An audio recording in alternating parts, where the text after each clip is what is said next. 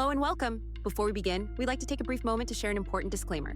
The views, opinions, and statements expressed on the Rascals Lounge podcast are solely those of the host and guests and do not reflect the views of any organization, employer, or sponsor. This podcast is provided as is and is intended solely for informational and entertainment purposes. Discussions on this podcast may include topics such as politics, vaccines, the pharmaceutical industry, professional sports, esports professionals and organizations, content creators, music, medicine, law, science, psychology, herbal medicine, supplements, cannabis, nicotine, alcohol, religious leaders, faith-based beliefs, and other related subjects. All commentary is based on publicly available information, personal experience, or personal opinion. Any references to public figures, political parties, politicians, athletes, organizations, religious groups, or individuals, living or deceased, are opinion-based and are not intended as factual claims or statements that could harm reputations. No content on this podcast is meant to defame, discredit, or negatively impact the reputation of any person, group, political party, religious faith, or entity. The host and guests expressly disclaim all liability for defamation, libel, slander, or any misinterpretation of the views expressed. This podcast does not provide professional advice of any kind. Comments or discussions involving doctors, scientists, psychologists, attorneys, athletes, religious leaders, politicians, or other professionals, including those related to health, training, injuries, performance, the pharmaceutical industry, herbal remedies, supplements, cannabis, nicotine, alcohol, vaccines, or alternative treatments, are intended for general informational purposes only. Listeners should never start, stop, or alter any medication, treatment plan, religious practice, legal action, financial decision, or substance use based solely on content heard on this podcast. Always consult with a licensed professional or qualified advisor in the relevant field before making any decisions related to health, law, religion, finance, or lifestyle. The host and guests make no representations or warranties regarding the accuracy, completeness, or suitability of the information presented, and disclaim all responsibility for errors, omissions, or outcomes resulting from the use of this content. The podcast and its content are provided as is, without any express or implied warranties of any kind. By listening to, reading, or otherwise accessing this podcast, you acknowledge and agree that the Rascals Lounge podcast, including its host and guests, shall not be held liable for any interpretations, actions, or consequences resulting from the content of this program. We strongly encourage all listeners to think critically, do their own research, and form independent judgments before acting on any topic discussed. Listener discretion is advised. Thank you and enjoy the show. Welcome to the Rascals Lounge Podcast.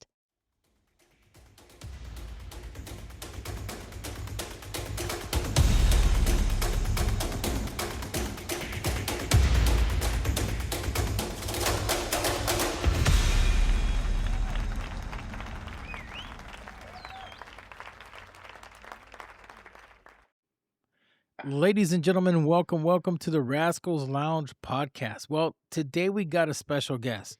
And guys, this guy is special. He's amazing. And all what I've been hearing and seeing, this guy has some stats. This guy has a lot under his belt.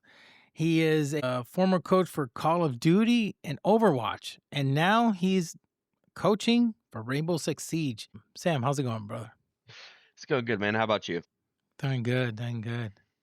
So, Sam, for the people around the world that are listening, can you just give a little bit of a brief history, bio about yourself? Yeah. So, I started coaching when I was 20. I realized pretty early on playing the game that I wasn't like everybody else. Let's just say that I could realize some people were different. I was like, oh, I can't do all that. But I was smart. I understood the game. So I jumped into coaching. I coached in Call of Duty for a solid 12 years. Wow. And then I jumped further into Overwatch for about a year. And I thought I was going to be done with coaching there. And the more I watched Siege, for a year, I would say solid, I asked myself, why didn't I just go to Siege to begin with? It would have been the perfect swap, very smooth. Not that I didn't like Overwatch by any means. It was just, it would have made more sense. So I talked to Supr a bit, and he helped. He helped push me into the team I'm with right now, which is Standby Alpha, which is Eddie, all those guys, Eddie, Fens, and all of them, and helped shove me into a group with them. And it's kind of where I'm at now. But yeah, it's been a very long 14, I would say solid 14 years almost of my life have been dedicated to just gaming. Wow. Now, how you got to meet Seth? I mean, he's a phenomenal human being. Me and Seth, it was funny. So I met my wife at the major my team won in Call of Duty in Toronto. And I want to say 2 to 3 months after meeting her, she goes, you remind me of somebody. He's a little more monotone than you, but he's very funny. And she like essentially got me to follow Seth. And from following Seth, like he immediately followed me back and we started talking and we were very similar in a lot of aspects. So we just became like pretty good friends and started talking like consistently for like I would say the last like 3 years now. Oh, Or 3 wow. 4 years. He's a good guy. He's a great person. Like, at Yeah, least very good. in my opinion, he's been very good to me since I met him. And he didn't have to go out of his way to help me like get introduced into Siege and stuff like that, but he still went out of his way to do it. He's a very good guy. Very good guy. If it wasn't, I mean, for him, I wouldn't have the boost that I would have had on my podcast because I needed that first episode. And Seth said, "Sure, I'll come and help you out." I'm like, "Really?" He was like, "Yeah, sure, no problem." And I was like, "Oh, man, thank God." So he was the first on my podcast. First episode was with him when it was called the Dr. V Tech Show because I used my gamer tag. And then I rebranded to the Esports Lounge Podcast. And he's fun. He's like, "Okay, I wonder what another name we're gonna change it after this." So it was like, I'm like, I don't know. And then he was right.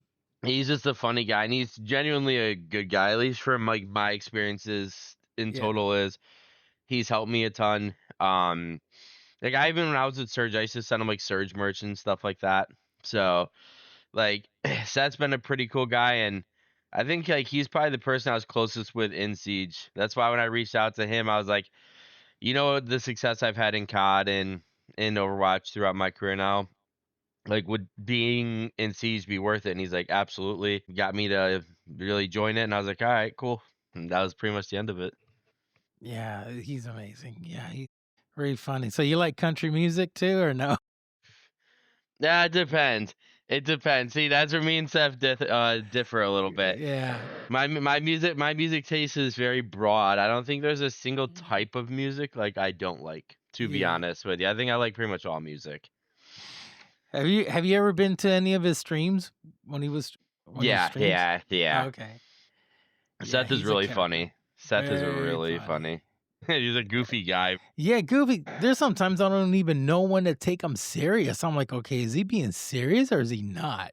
So I'm like, freaking confuses me. It's because he says it in the tone of voice he says it, and he says something, and you don't know if he's being real or not. But like I've gotten to know him enough now to where I can tell he's Oh, like being really? very genuine about something versus like he's like trolling about something, like messing around a Yeah. lot.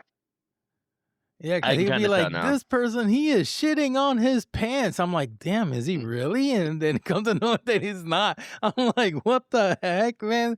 Seth, mean- man, you're confusing me. I mean, I will say if there's one thing I'll say about that guy compared to most people I've met in esports, he can definitely be very blunt Very.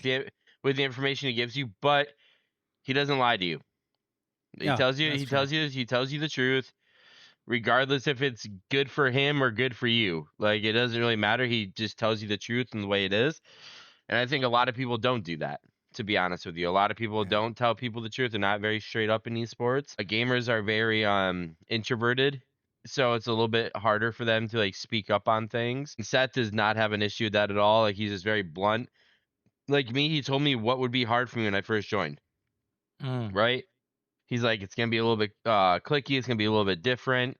Like you're gonna have to like work your way around the space. And I was like, okay, that's fine. But he didn't sugarcoat anything for me and how hard it was gonna be. And I appreciate that from him.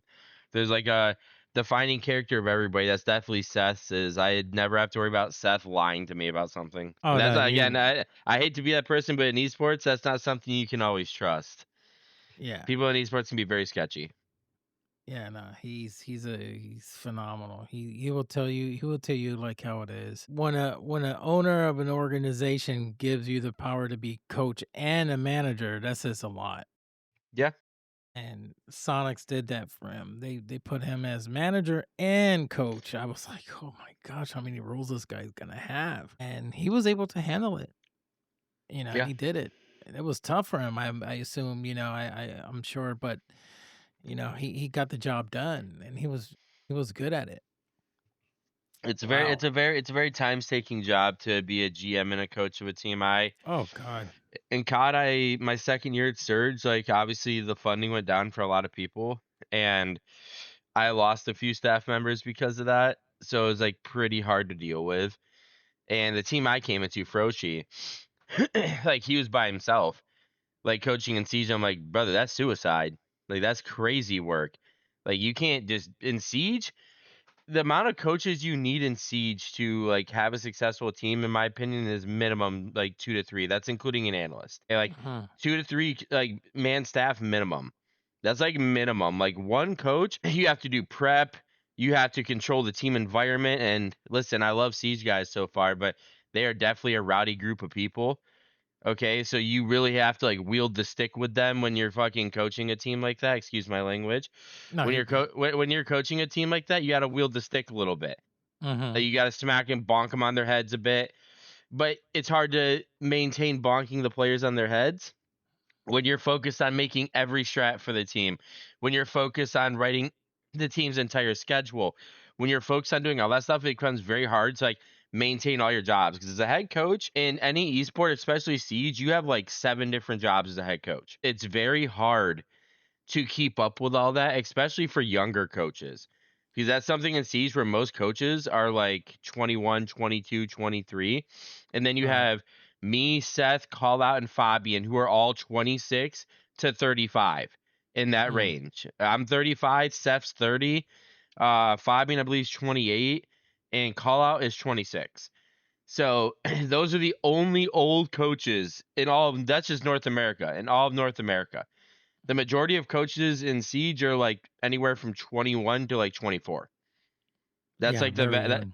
and like that's the thing is it's very hard for coaches in esports to promote maturity on a team and lead everything from the top all the way down if they're an immature person.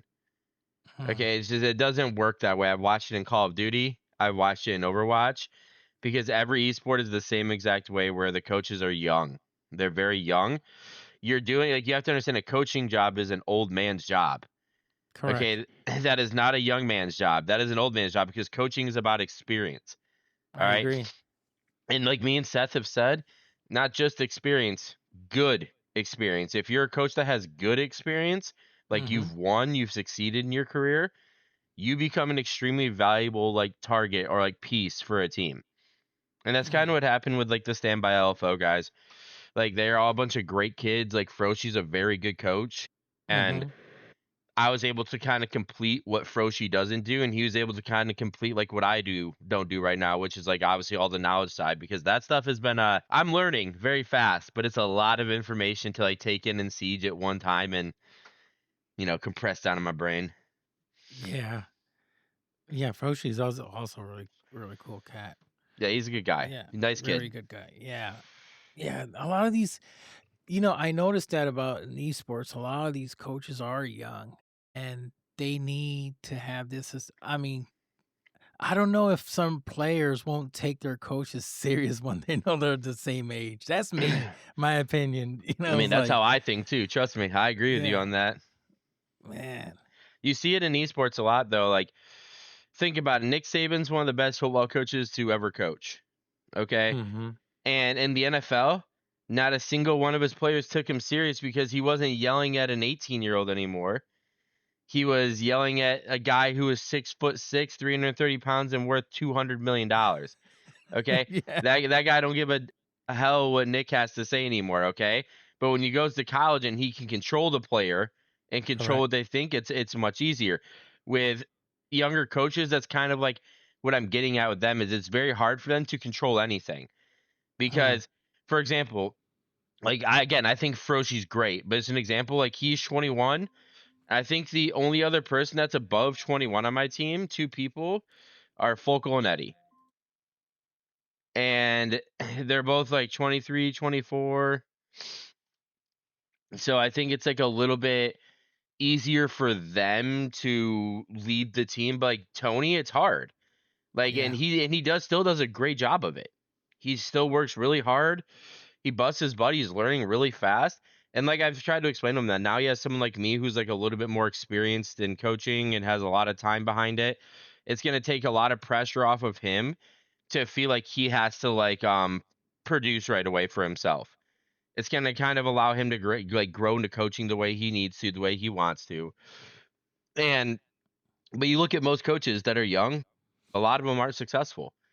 It's hard, at least consistently. It's hard because they got to be extremely mature at the age of 21. And I can tell you from being 21 that it's very rare to find a mature 21-year-old. Like very rare. Very rare. There's someone in well, he's not 21. That's a personal good friend of mine on Seth's team on Shopify is Rexon.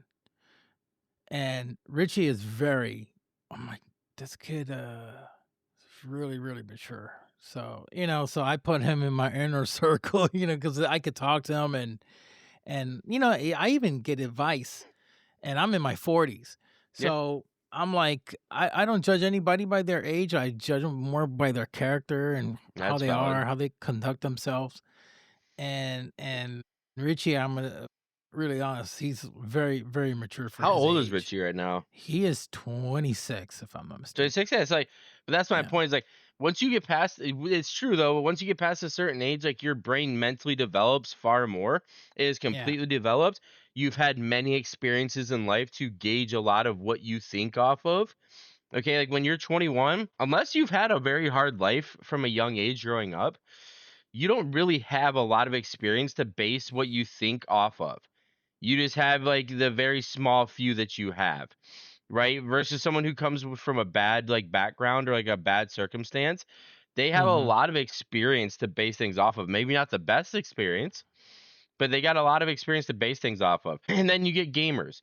The vast majority of them don't even really have bad lives. They're just very inside, very socially introverted. So it's hard for them to be mature and take things as serious as they should, or to grow up as much as they should, because the way they view it is they're just playing a video game, right? So like it's harder for younger kids. But the truth is like you look at example. This is a very good example. Indiana. Me and Mason or Fens had this talk last night. Indiana just won the national championship. Okay, that team right there was the oldest team in college football. The oldest. Their coach is extremely old. Okay, it wasn't some 30, 38-year-old coach. This is like a guy in his 60s, 50s, 60s, okay? Wow. Chris Signetti's an old man. All right, and the reason me and Mason talked about it, it's not just that they're older, so they're physically developed more, because I think that as science has gone on and proven that's not even a big thing. It's about their attitudes. They're more mature. They take what they're doing way more serious. Like they show up to practice on time. Like a 24-year-old showing up to practice on time versus a 21-year-old being late. I can tell you right now, I've coached many 24-year-olds. The vast majority are never late. 21-year-olds, a lot of them are very late all the time because why? They're immature. They don't have good time management, right? Correct. Like it's very hard for them. And I still struggle with that at times. I think every player does as a whole. But you look at the consistent basis at which it happens. It's just younger players or younger coaches. It's hard for them, man. Like again, you're also again, like I said before, as a coach, you're working in an old man's job.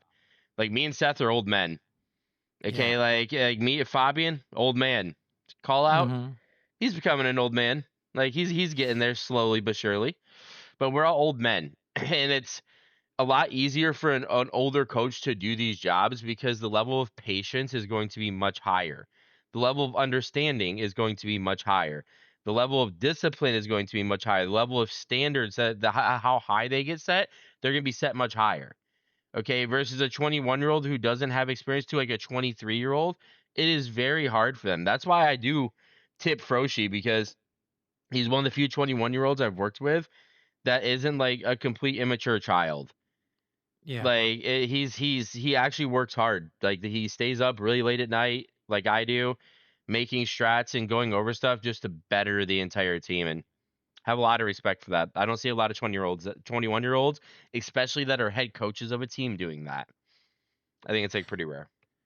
Yeah, one thing that I could say, it is hard for coach to get even an older person, get them to respect them. And I'm going to give you like an example, like Seth. His personality, his way of being, I think his character is what I want to get. It is very strong. I even feel it. Sometimes even just when, chatting or when I'm talking to him, I could feel that position that he has is very, very leadership style. That I even will like, like, dang, if I was under his wings, and he was my coach, I would, I won't mess around with this guy because he gives that, you know, that position that, hey, I'm the boss here. It's gonna go this way. And I could feel it. I could sense that energy out of him. There's some coaches that I just don't know. They're just like a bunch of goofballs. And they're just trying to be the team's best friend. But when honestly, Yep. when time comes, push comes to shove, they don't take them serious. Uh, this And with Seth, I could tell that, hey, you got to take this guy serious. He's very blunt, and that's yeah. one of the things I like Yeah. about him. He just tells you like, how things are. I'm like, damn.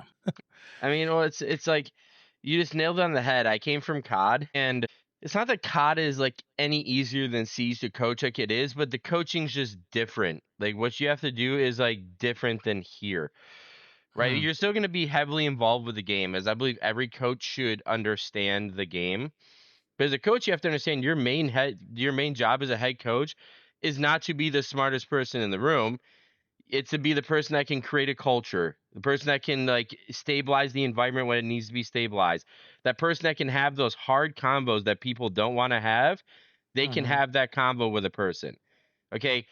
When I started working with Vegas Legion, because coaches in Call of Duty were very lazy, they let mm, players do whatever they wanted. And I worked with Theory. He wasn't lazy, more unfortunate in his circumstance. He always said to me, he's like, I love working with you. I'm like, why? He's like, because you have those conversations that I can't have. Like, I don't know how to have with people. He's like, and you're just straight to it. Like, if you got to drop somebody, there is not even a hey, man. There's a hey, listen, you're dropped, and we're moving on. And it's very quick. It's very it's gonna hurt a little, but yeah, it's very quick. It's very fast. I was like, well, I'm 35 now, man. When I was 21, I struggled with these things because I was young. I was immature. I didn't know how to like get people to listen to me. mhm, Okay. And as time got older, I realized it's not about what people hear that I'm saying, it's about what they see that I'm doing. Okay. mm, So I need to make sure that I'm always constantly setting the perfect example because that's how I diminish the age factor in this conversation is I lead by example. So like my players, I'm always on them about their language and things they do and how they act. And then they see me in scrims and I and the see in the on and I emulate everything I'm telling them. I'm doing everything I told them because I'm not about to do something that tell them to do something that I myself will not do. That's correct. all. That's always something as a mature coach I put out to my players that Seth is like, is I would never tell you to do something that I myself have not done or I believe would hurt you. Okay. Mhm, I would never put you in that type of position. But a lot of young coaches, they're very afraid of getting dropped or having someone upset them. My first day with this standby team, I don't think it was my first day. I think it was my second day. We came in for a workshop and we no, it was a scrim against Envy or JJ's team, and we were just doing terrible. And after that block, I talked to Tony. I'm like, this shit's unacceptable. He's like, what do you mean? I'm like, bro, we're not trying enough. We're not doing X, Y, Z. We need to be better. And was I worried about how the team would perceive what I said? Nah, not really. If they didn't like it, they didn't like it. But my whole career, I've been a winner. So mm, I want to keep winning. And I know that the only way that you win consistently is by putting in a ton of work. Because 99% of the time, you're not going to be like the most talented team in the game. Okay, and 99% of the time, you're not going to be that team. So if you're mhm, not that team, you have to out-prepare people. You have to work harder. You have to be more mature. You have to be more disciplined. Everything has to be set up for you to be successful. Okay, so you can't just walk in like SR. I think is a team with like Seth's team where they're very talented, like very, very naturally gifted. Every single player across the board on that team is insanely good. If they didn't have Seth as a coach, I think they'd be a lot worse off yeah, because they have 5 talented people that have egos, and then you have 5. You have to have one person that comes in and qualms all those egos and like keeps them in check as much as possible. And Seth is that type of guy. And people aren't gonna like people like me or Seth at times. And I've told my team that too. It's okay. I said you're gonna hate me sometimes, and I'm okay with that. Like I've made peace with the fact that you won't like me. And that's not why I'm here. If I was here to be your friend, I wouldn't be coaching you. Okay. But you're going to hate me. And hating me is an okay thing. You can literally look at me and go, I hate you right now. And I'll be like, that's fine. Because honestly, I'd hate me too, probably. Okay. So like, I'm not going to get mad at you for doing something that I would be thinking. Okay. So I was like, so I'm not mad at that as long as we have an understanding of each other, why I am the way I am. Like, even a lot of the guys on the team like have bought into it super hard, like Eddie and Fens especially. Like, his attitude has gotten so good, and on top of that, his LCQ performance was just out of this world good. Like, that kid played insanely good. And I'm gonna be very big on Mason lately. He's very good, and same with Eddie. Like, for being my first Siege tournament and not knowing a ton about the game yet, I've sat down, I've studied the game, I've learned it. But that's also a thing. I have to earn the players' respect, right? Like, being an old successful coach, that only gets you about 75% of the respect that I needed. Okay, the other 25 is me playing the game, me actually learning what I'm doing, me actually learning what I'm talking about. That's what drives the players into respecting me more and more and more. And I think like going like forward in Siege, like I hope that the majority of the people in the space are like this, where they're very open to their coaches. It's like this is the only esport it seems that way, that where they actually like highly respect their coaches here. Like the vast majority of them do, at least. Yeah. Like you can see at Call of Duty, brother, like I didn't get disrespected that much, but like I seen a lot of other coaches just constantly get dragged through the mud by their players, and it's just like, wow, it's just brutal. I'm like, that's your coach, bro. Like that's your coach. Like, is there no hierarchy? Is there no hierarchy? Like that's not the person that's above you in a position of power. He's the coach. Like that's like going and just like smack talking your boss. Okay, like that doesn't make much sense. And Siege just never been that way. If I haven't experienced it, people have not been disrespectful to their coaches yet. Overwatch, extremely disrespectful to their coaches. Call of Duty, unless you're a coach that has like done something in your career, you might as well not even be a coach because they just don't respect you otherwise. Like if you haven't won in Call of Duty, they just won't listen to you. They'll just be like, oh, whatever. That's part of the reason why I left Call of Duty, is a lot of things started going very sideways with people. And I just didn't like the direction it was going, and I definitely like the direction that Siege is going. It has its moments, like it has its bad times, but I think Siege comparatively to like other esports I've been in or even been around, it's definitely one of the most interesting, and it has a lot of longevity because there's not a game like it. There's not another game that's on the market that is like Siege at all. There's not a game where there's nothing. You can blow holes in walls, blow the entire building up pretty much. Like, there's not a game like that anywhere. That's why it'll always have success, which means it'll always have stability. And that kind of drew me to it too. Yeah, because Siege is like a game of chess. You got to know how to make your moves. This is not a run and shoot game. Yep. That was hard to adjust to. I'm not gonna lie. Call of Duty being run and shoot versus like Siege. Yeah. Like every time I play Siege, I want to just like run and smoke somebody, and I'll get one, and then I'll die immediately. I'm like, gotta change the way I see the game, bro. It's like a little bit different. That's because I was really into Battlefield, and then when Siege came out in beta, I tried it out, and I'm running and I'm like, what the heck just happened here? I said, where did I die from? Killed me? Yeah, one bullet just kills me. And I just like hated it, but then came back and I just loved it afterwards. I appreciate the tactic of the game, you know, how the game is set up, that you gotta really think before you go inside that room. You can't mess around. And from a coaching standpoint, it's like a dream because no one round is the same. Correct. Okay, and you can just be so creative with how you like make strats in this game.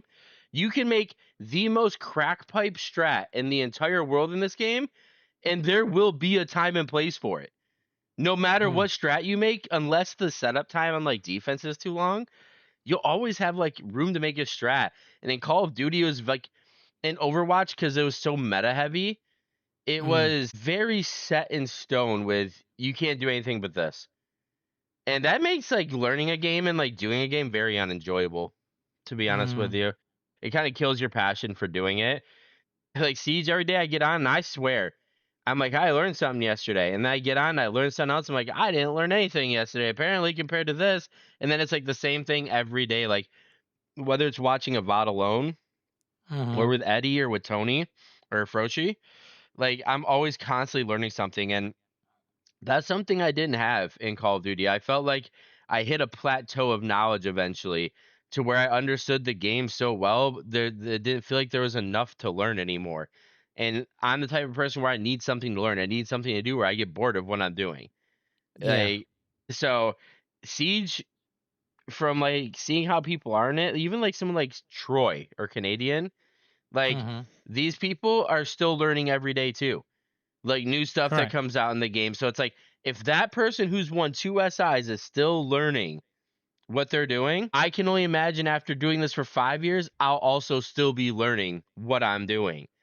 Okay. And that makes me excited because that means that there's an endless amount of possibilities in this esport versus the only other esport I could say that might be like this is Valorant.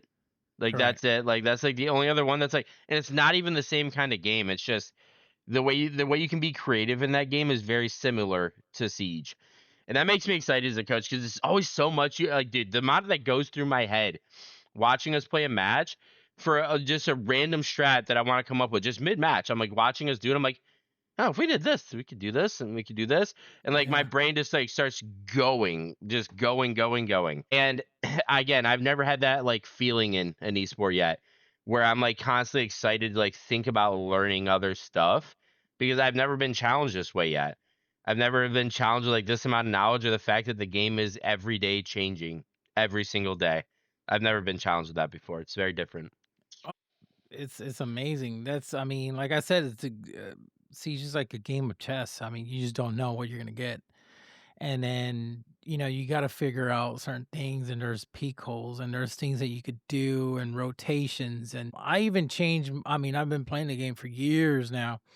I even change my style when I play, and I just I tell people make some noise over here, and then I just drop down and I go behind the enemies and kill them from their backs. They're like, where the heck you came from? I was like, so I just found tricks that will always help out, but there's always something I just learned, and I notice that even when I'm playing, I do some I use a lot of cap cans sometimes, and I just learned that now when I use that operator, I tend to hide.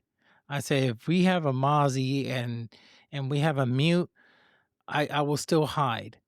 And people say, "Why are you hiding in that corner?" I'm like, "I'm hiding because I'm trying to avoid the enemy team when they're joining and they see me. They're gonna go ahead and immediately gonna go to Twitch or they're gonna go to a Brava, and I don't want them to go Brava because they could go against you."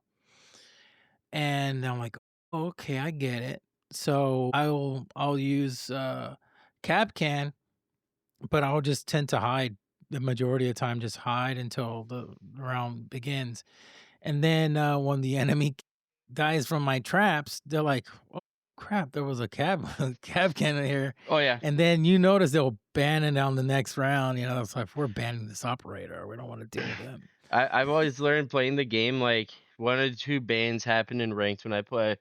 It's the ban because I just slammed them so hard with an operator that round that they just don't want to deal with that operator again. Correct. Or two, it's like you said, if I play Vigil, Cav, anybody that's gonna lurk really hard Kafkin, people I don't want them to know that I have them on the map.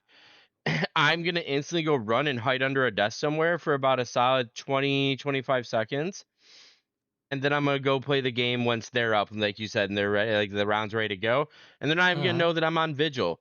They're not even gonna know that I'm on Cav. Like I don't play Cav, but like they're not gonna know I'm on these specific operators, and it just makes it fun. And I also struggled that when I first started playing, that was not understanding how operators worked exactly. Mhm. Because like in this game, you think, oh, people die fast. I point, shoot, they die fast.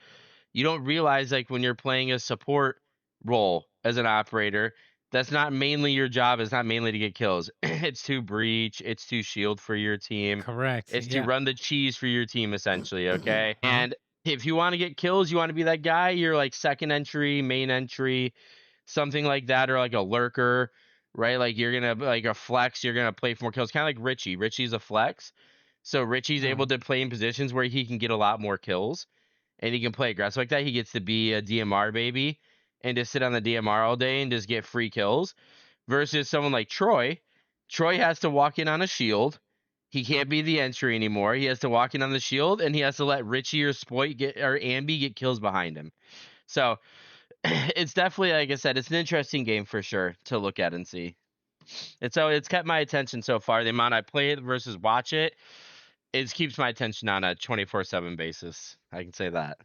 Oh yeah. I mean, learning the operators is a is a task because each operator is different. Even their speed is different. And you got to know, okay, if I'm going to be doing this, I need one that, you know, faster speed, one that gives intel. It's like me when I play, I love giving intel. I don't like to go for the high kills. I like to wait, hide a little bit. Sometimes I love clutching matches and, you know, rounds but I like to be that one that supports majority of the time. A lot of these young guys that are playing, and I'm not towards in pro league, but a lot of these players that I play with online, they just like to run and they just want to go ahead and get kills and, you know, the high kills. But a lot of times it doesn't win games because I've seen some with double digits. I said, look, you were just trying to hog up kills, but at the end of the day, we lost.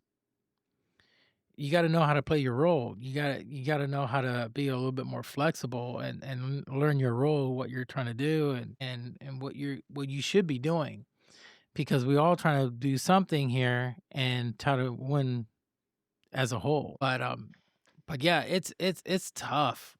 Now, when you were in Call of Duty, you were there. You won a championship with in Call of Duty. Yeah. So I won 11 or 12 Challengers championships. Wow. And like that, it's funny enough. Like I think like 8 or 9 of them were in 1 year. I think it's like actually no, 7 or 8 of them were in 1 year in Cold War. My Western team, we started smoking everybody. We were playing in like pro tournaments and also smoking the pro teams. And I initially started with Singularity, European team. Mm-hmm. Um, I wasn't always the most popular coach because I was hard on people, and a lot of people did not like that. But the European team, funny enough, bought into it, and we're like, yeah, we like it, and that was my come up. But I ended up getting signed into the CDL and Vanguard, and my first year in the league, I hand built a team with my GM that I wanted specifically of players, and we ended up winning the Toronto Major that year. Wow. And that was a crazy experience. Oh wow. Like that actually probably was like one of the most mind-blowing experiences because like it happened.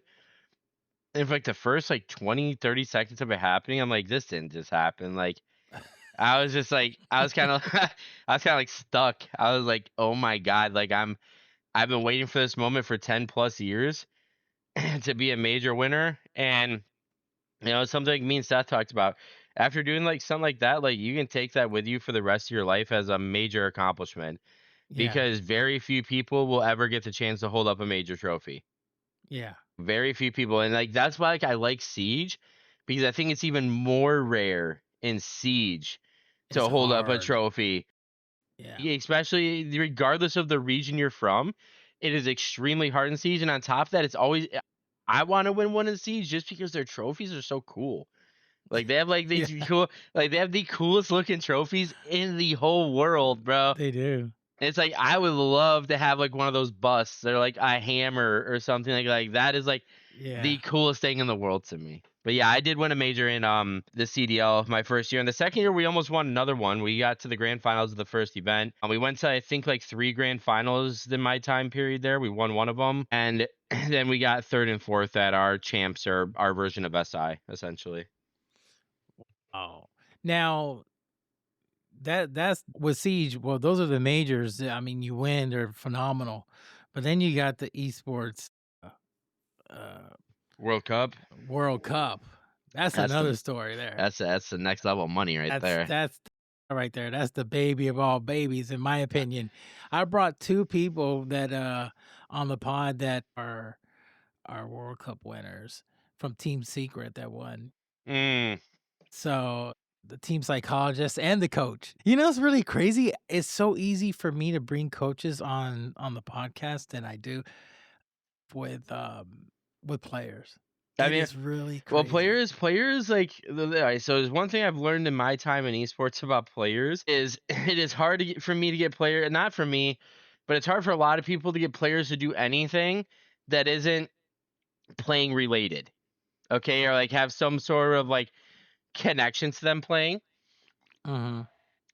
But when I need them to play or do something, that's on issue. I'm like, hey guys, content. They're like, yeah, but I Yeah, don't really want to do the content. I'm like, well, how do you think you get signed by big teams? By networking, by getting your name out there. correct. That's how you do it. You have to do it that way. If you don't do it that way, no one, you're just gonna stay in the same circle your whole career. Yeah, nobody's gonna know you. I mean, it's just if they only knew, you know, that networking is so important. It's like I tell a lot of these guys, I say, listen, you're a pro player. Take advantage of that. Start streaming like crazy. Sponsor yourself. The more people get to know who you are, the more followers you get, the more people know the brand, the more people will know uh, the org you're with, get to know the coaches, get to know the players. Well, I mean, dude, it's a thing. It's a concept of betting on yourself at the end of the day. Okay, Mm-hmm. like when I got to Seattle, it's like it's different for players and coaches. Like coaches, like I'll probably stream the better I get at the game, and like the more I understand it. But for coaches, it's a little bit different streaming than players. Coaches, you really got to be working hard at like networking with other coaches outside the game. For example, I already talked to Seth. I'm becoming pretty chill with call out, right? Like as a coach, if you want to get into a good space, it's just this is the truth for any coach, any player. You got to network. Again, now granted, networking is only part of the battle. You have to have results behind your networking for your networking to be successful. But at the same time, I've also watched guys in Call of Duty that have extremely stellar networking skills, and then they get onto the best teams possible as a terrible coach, simply because they knew somebody, because they knew the right person. And I always tell players, if you don't want to get picked up, if you don't want to get like denied being picked up for somebody that you're better than, then you need to network with these people, because at the end of the day, life is all about who you know, not what you know. And a lot of people don't keep that phrase close enough to them. They're like, oh, well, I'm just good at the game, so everyone will want me. I'm like, well, that'd be the case if there wasn't already generational talent in Siege. Okay, Mm-hmm. Stompin, Ambi, like, but you're better than them? You're better than them by a mile? Like, because those guys are the next ones up. Okay, Yeah. they're going to be like the new faces eventually. So that being said, unless you're a generational talent that is better than both of them put together, you need to network. Okay, Ambi didn't really need to network. He was seven. He was a young prodigy from like the very young age till now. Very talented player. Stompin kind of just got found, to be honest with you, but like still very talented, gifted young player. Okay, he's a Yeah. generational talent. Not everyone's a generational talent, and that's the concept people get mixed up too much. Like, well, I'm pretty good. It's like, yeah, but Yeah. you're not that good. Yeah. I mean, Stompin got known because of Jinxie. Yeah, If we console come to tournaments. yeah, that's why he got, you know, known out there. Because if it wasn't for Jinxie and Stompin, nobody he would have Yeah, just been a regular player. oh, I mean, well, it was him. It was him and Spoit both, to be honest with you, because Spoit would like always play against him, and like he would call him like a cheater, and like Yeah. you like mess around with him. But, like, you're not wrong. Like Jinxie did that, but that is the networking thing I'm talking about. Like he was already such a naturally gifted player that the moment that the right big person laid their eyes on him, his name just instantly shot in an upward trajectory. Correct. Because he ended up in the right spot. Now, I'm not going to say he networked with Jinxie. What I'm saying is he had to get himself in a spot to even be noticed like that. Okay, so that means you got to talk to people. And now that he's in the space, he's in the circles. If he's smart, he'll just network his whole career because he'll Yeah. have a job no matter what. But the thing about Stompin and Ambi that's different is they're both prodigies. Okay, they're both very rare players that we don't get a chance to see very often. Okay, you have players like this come around like once, like maybe every like 5 to 10 years in gaming, and they're those players. Ambi is what, 19 right now, and I'm pretty sure Stompin's 19. Like they're both like Yeah. very, very, very young players. They're very young. Those guys don't not need to network as much, unfortunately for them. They won't need to because they'll just get picked up as long as they're talented still. They'll get picked up by teams consistently, which will grow their name inherently, and they'll get picked up. But that's the problem: is every player that plays gaming thinks they're them. Okay, and like Yeah. that's not a bad thing, but it's important to understand that less than 1% of the population is made up of generational talent that are just like those types of players. And then there's the other 99.9% of players that are made up of hard work, dedication, not having low standards for themselves and for their teams. That is where like a lot of people come in. And if you're one of those players that falls in with the vast majority of us, you got to network. You got to talk to people. Like I've even told my players, if I didn't network with Seth, I wouldn't be on this team. That's true. So since I did, I'm on this team because Seth vouched for me and you guys trust Seth. So you took a chance on me, right? And they're like, yeah, I'm like, that's my point. I was like, so if you guys don't start networking, listen, man, in the next 10 years when your career amounted to nothing because you just banked on this one team, then I don't know what to tell you. I was like, but hey, we're a startup, like we're a smaller team. Our whole goal should be for everybody to get to a bigger, better place one day. Correct. That should be everyone's main goal. Like I'm a big family guy in a team. Like I like my teams to feel like a family where everyone feels like welcomed. But I'm also emotionally detached to a lot of people on the team because I understand that I'm only going to be with them for like a year at max, probably. And then somebody else will probably take them or they'll go somewhere. I'll have to essentially accept that I won't be with them for long. I think a lot of coaches have like, especially young coaches, like they want to be very, like you said, they want to be friends or they want to be connected. So it's harder for them to like push that to the side and just accept that they're on that kind of team. In my opinion, I have a lot of qualms with coaches in general, to be honest. Like that's why people can laugh at it as much as they want. But like I feel like Call Out and Seth or Supr are two different coaches. Okay, Call Out is like a much more like he's very intelligent, but he is a very culture-driven guy.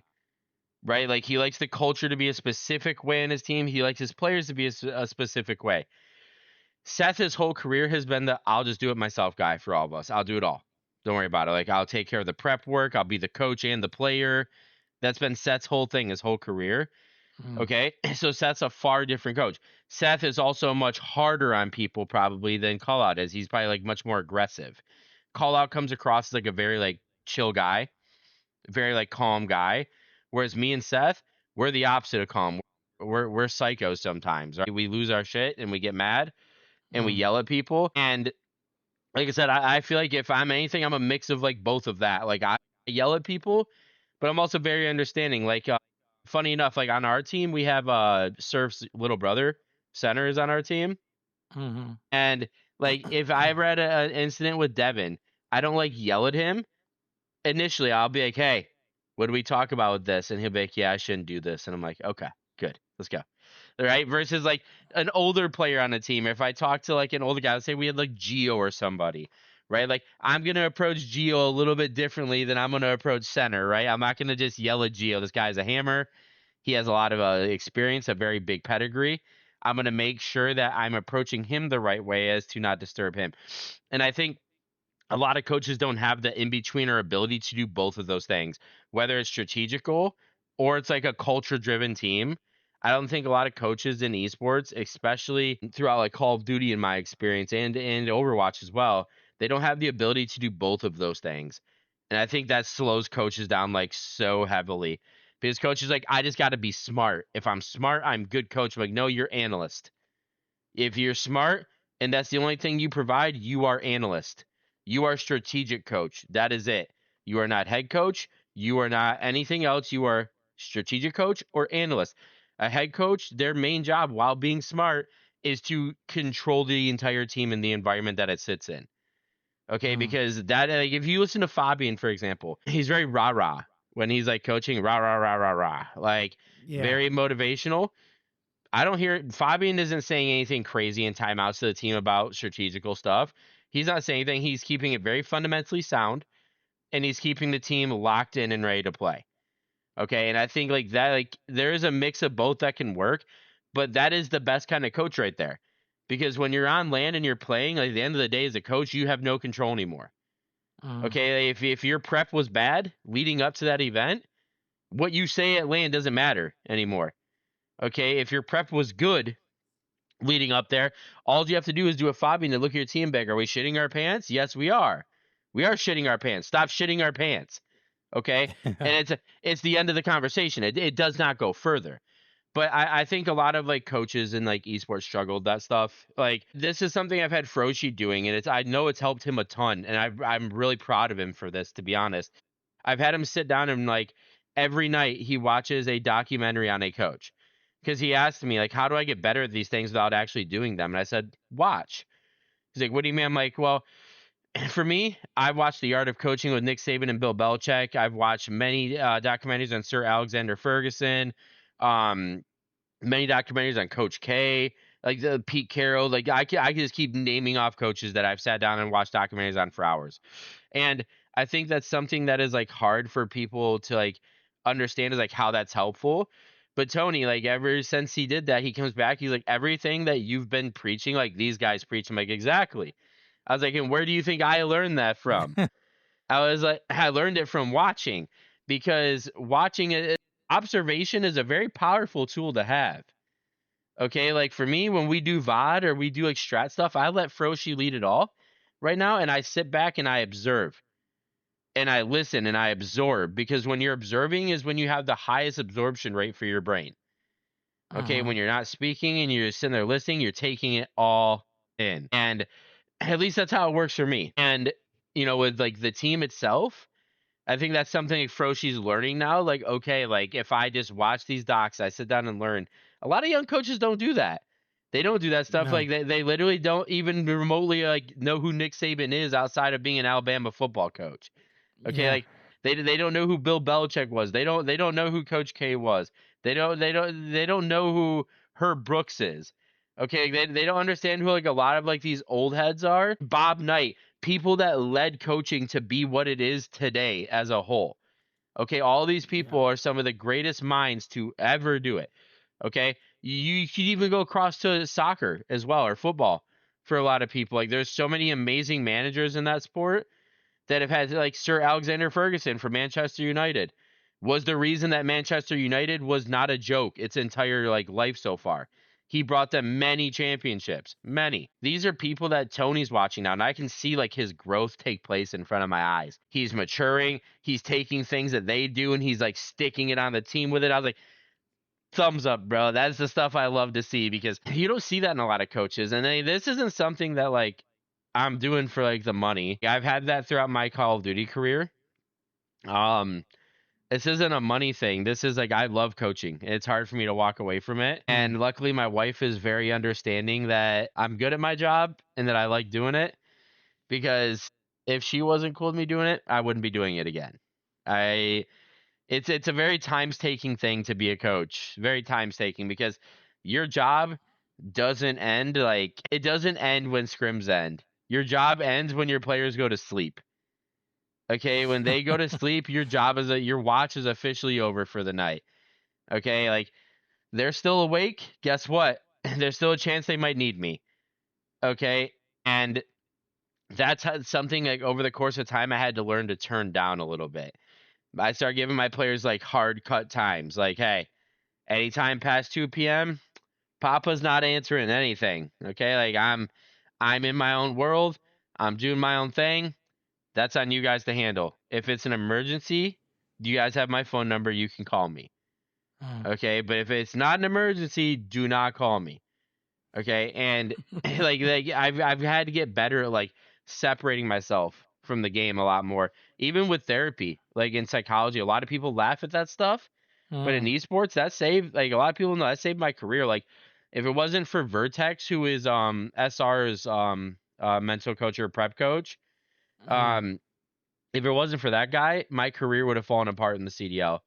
Like my anxiety and everything had gotten so bad at one point that I was puking. I couldn't stop.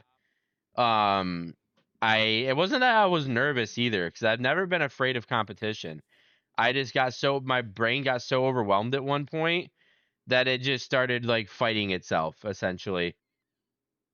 And I Wow. couldn't control the anxiety. And like he taught me a lot about myself, and that like there's more the coaching than just being Fenix. Like I have to be Sam too. Like I have to make sure Sam's good, because as gamers we all live behind personas. Okay, and that's not who we actually are. Okay, and a lot of people have a hard time remembering that when they're watching something. Like if I'm on stage, I'm getting a little rowdy sometimes. Okay, that's just Phoenix. Okay, I'm a passionate coach, but outside the game, Sam is very chill. He's very docile, very easy to talk to. Okay, like, and I think a lot of people have a hard time, and I had a hard time separating the two for me. Right, it was very hard for me to like, and that affected my life, my marriage, everything for a while, Oh yeah. because like, you don't know, if you don't know how to separate, it affects the other person very badly. Very badly, yeah. And You know, I had to learn. when I had the team psychologist for Team Secret, Vinny, we were talking about this stuff, about the stress during the tournament, and he emphasized so much about, sleep schedule and how these players needed to get their sleep. He said, listen, you need to get your sleep. It's so important. Yep. And a lot of these players just like, I know they love to game and all this stuff, but they need their sleep, and how important it is, because the lack of sleep, it'll screw you up. But I am 100% that there, in every org, every team should have a team psychologist.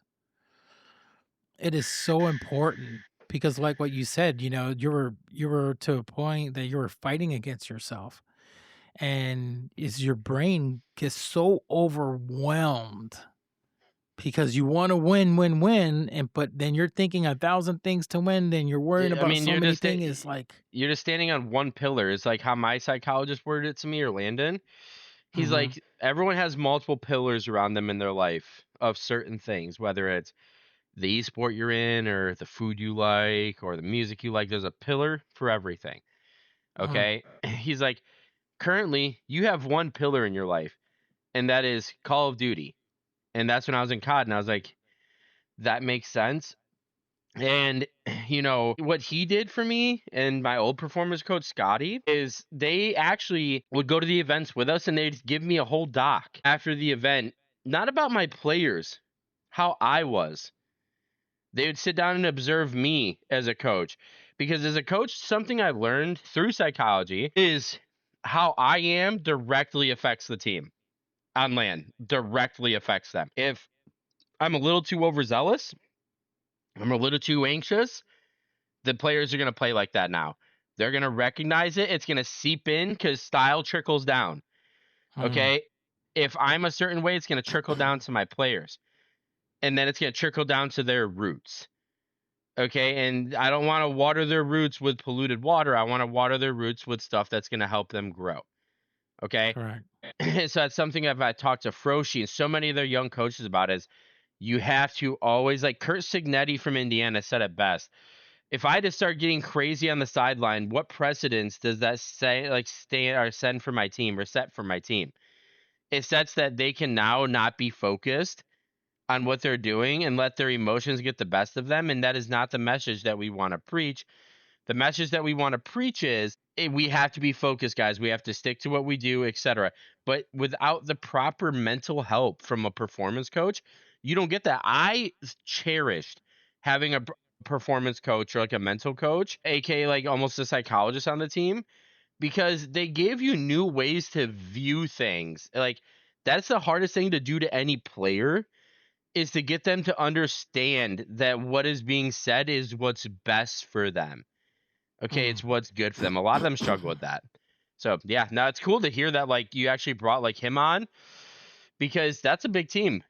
And when you're when you're under an org like Secret, okay, results matter. Results matter heavily. Yeah. And you feel the weight of those expectations every day as a coach.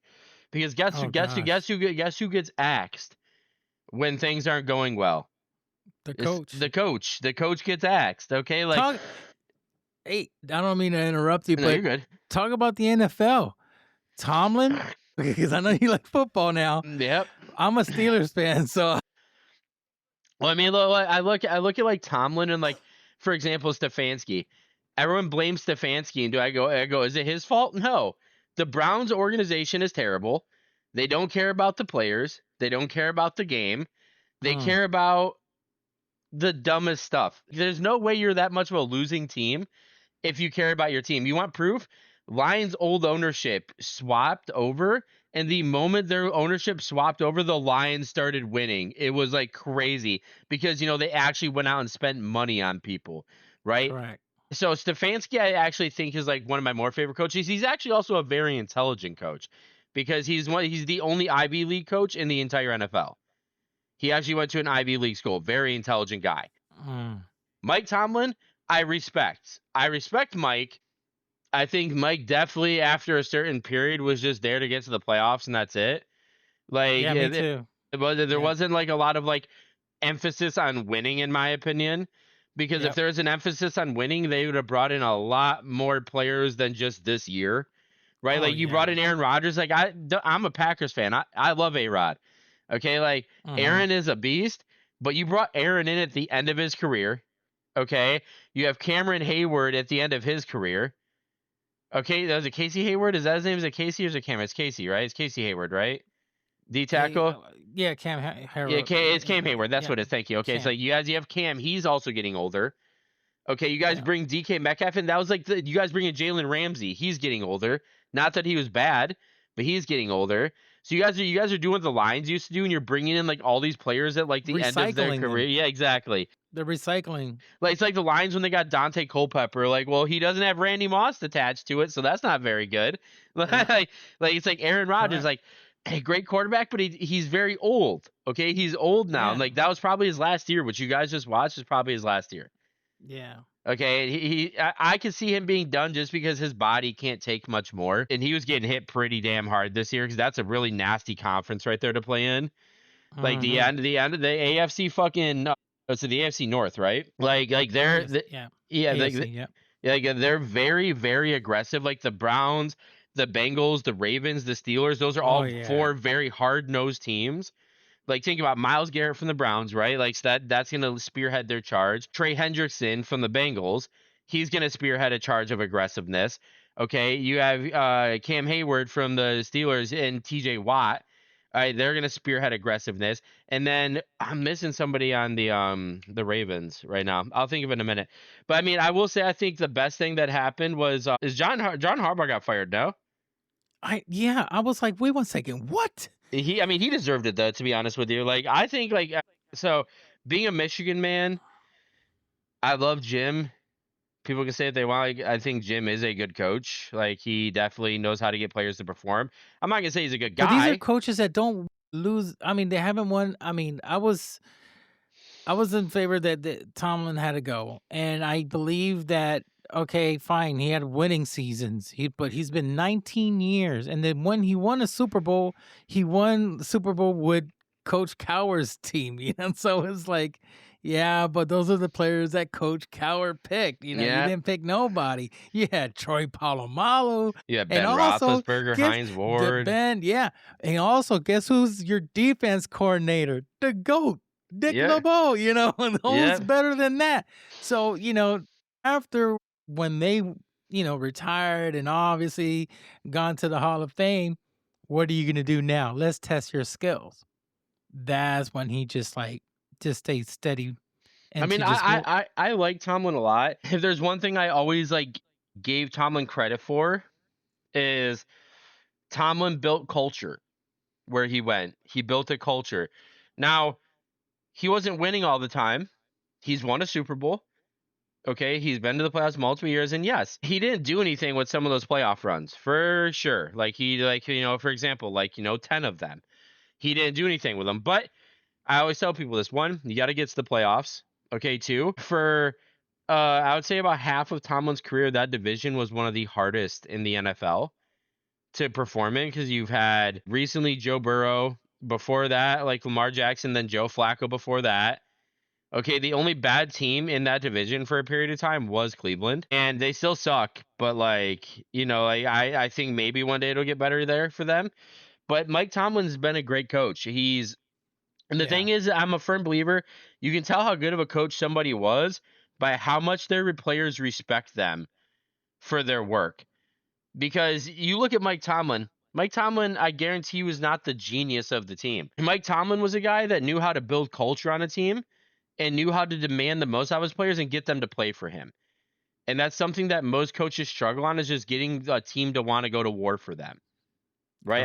I don't think you see that. So I respect Mike. Mike was a good coach.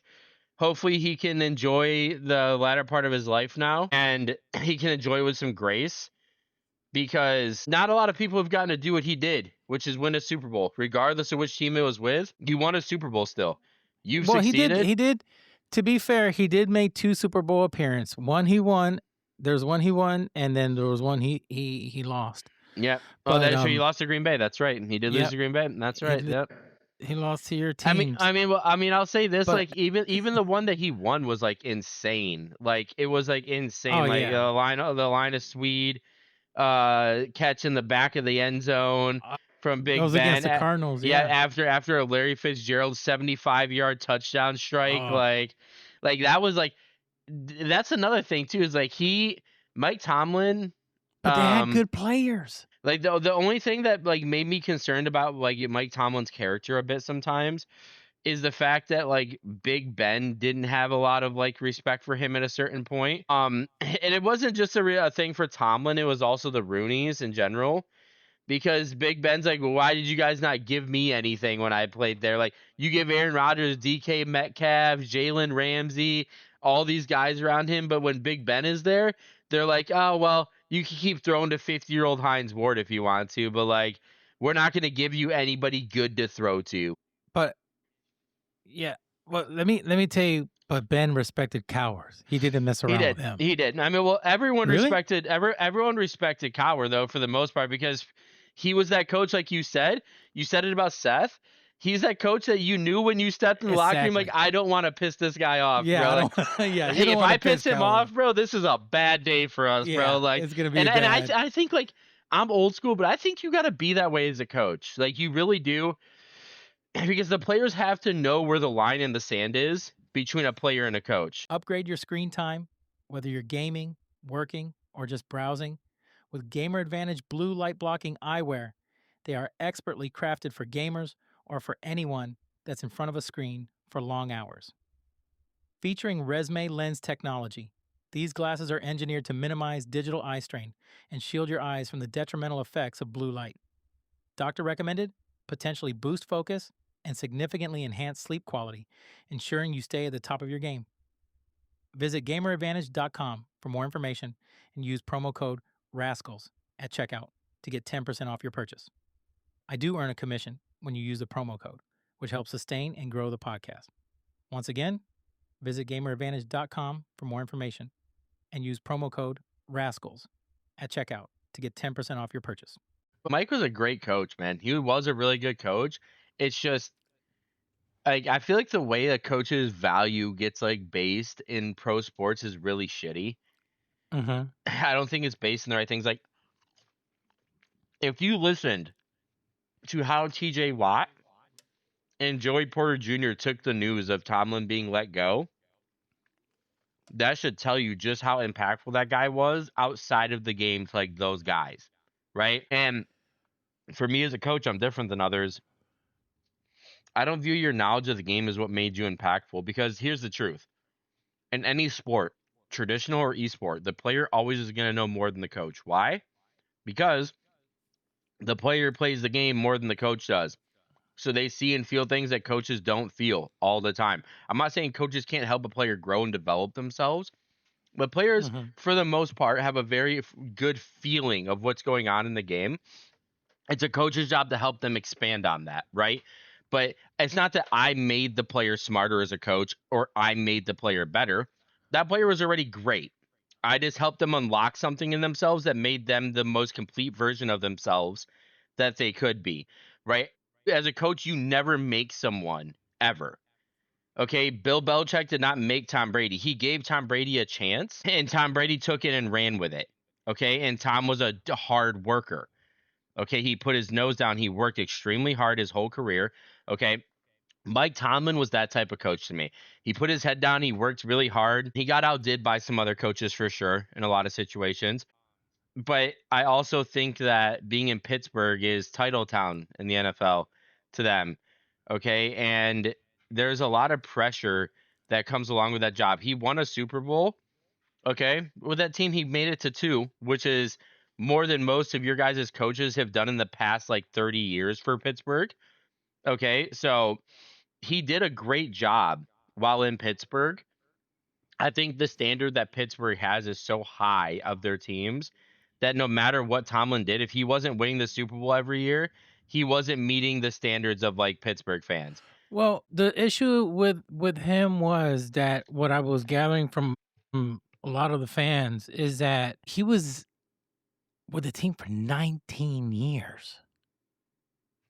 Yeah. So that's a lot of years. Because Steelers is very known for keeping their coaches for many years. I mean, we only had 4 coaches. Yeah. So Tomlin, they kept him and they kept him and they kept him. Yes, on a second year, he won a Super Bowl. It was kind of like easy for him because, he had the Steel Curtain, he had Dick LeBeau, he had Troy Polamalu, he had a whole bunch of, solid players. He had Big Ben. So Yeah, Joey Porter it was kind of Sr. like, as well. okay, yeah. So he was like, okay, wait, I got a superb team. This is gonna be, kind of easy for me. I don't have to struggle. But like, what people were saying, once all they retired, he started recruiting other players.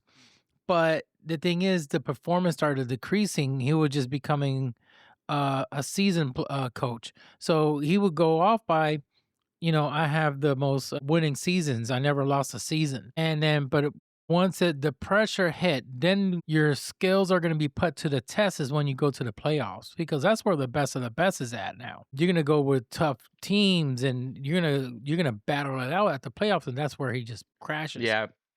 I think I don't put the blame all on him because, a quarterback throws a ball perfect, ball to the wide receiver's hand, and if they drop it, that's not the coach's fault. That's a freaking wide receiver that just doesn't know how to catch. So, but there's some instances that I would say, why didn't he go for the field goal? Just get the points up on the board, and then later on, that field goal is gonna be, is gonna be worth the points. But then he'll decide, okay, let's go for it, and they'll lose it. And then you notice at the end of the game, we lost by 3 points. And I'm like, okay, if we would have gotten that field goal, we would have tied, and that field goal that on that first quarter, we should have just taken a field goal. I mean, that play. And he just didn't make that decision. He's like, oh no, let's go for it. We only, it's only, a yard, and we'll make that first down. And then they don't. That decision cost them the game, so it's like little things. And then when the crowd at the end started chanting "Fire Tomlin," it was to the point I never seen that in NFL history. A crowd chanting "Fire Tomlin," fire head coach. I think there's one thing that Tomlin failed at was after he lost those pieces, he didn't know how to build. You kind of hit on it, but like, I'm really going to hit on it. Like, he didn't build every pick he got was like a bust. If you think about it, like the majority of the picks he got outside of like TJ Watt were like all busts after that. And it was very hard. Like they go after Kenny Pickett, right? The Pittsburgh kid. He's supposed to be some god. They pick him up, little baby hands, can't even throw the damn ball. Okay, and then they go get George Pickens. Guy can't stay out of trouble for more than 2 games at a time. Okay, He goes to Dallas. He grows up. He changes, right? Like Tomlin picked the right guys. He picked them at the wrong time. Okay, like and that's the thing. Like he if you notice, like I said, he did it again. Like Jalen Ramsey wasn't bad for Pittsburgh this year, but he's definitely older. Okay, and it's definitely, as you get older, especially to roll at corner, it becomes much harder because your reaction time, your speed, your agility all start to go into the trash can at a certain point, and you just have to play the game the right way. And then on top of that, he goes and gets Aaron Rodgers, who's fresh off an Achilles heel. Now, granted, Aaron, not his best performance this year, but not bad. So you can gauge a lot of like what Tomlin did to just bad player gathering or signings. Like the guy would always go after like stupid people, and I also think if there is one thing about him that is like a redeeming quality, though, is he cared a lot about the team. He did try to win. I just don't think he had the pieces to win, and that is what I think the fault like lies on him, because the Steelers gave him complete control to get who he wanted to get, and he still went out and got the wrong people and lost with them. You know what I mean? And like he got Russell Wilson. Brother, don't even start with that shit. You got Russell Wilson and Justin Fields on the same team, bro. Like that in itself was just mind-blowing. Justin Fields is a wide receiver at best. Okay? Yeah. And Russell Wilson was way past his prime. Okay? Like he's way past his prime, dude. Same like, thing with Aaron, so Yeah. he's getting players that are already like washed out. I mean, You know what it reminds me of? Hmm. It reminds me of Halo and Pro Scene. I have Actually- a couple friends that are in Halo, and I'm like, dude, this guy is good. Pick him up, pick him up. No, it's okay. We're gonna get this guy. I'm like, dude, you guys are freaking recycling the same old people. This is why the game is dead. So now it's fully dead. Now there's no more Halo Pro Scene in it. They're not gonna do none of that stuff. But they just recycle old players. That's what I see Tomlin did. Tomlin go ahead. Oh, let's get Russell Wilson. Oh yeah, he's in his final days. Next year, I'm thinking over here, okay, we're going to get a good quarterback. Let's go. Aaron Rodgers. I mean, Aaron came out and balled low-key. Like, he came out and did his thing. But you can just look at Aaron and tell, like, he is far past his prime, bro. Like, just far past it. But, I mean, like, my point is, like, in esports, an overlooked quality a lot of the time is experience. So, like, in Call of Duty, you can get a lot of young guys. You like, for example, I always built with a veteran player no matter what, at least one. Okay, because you need a veteran. You do.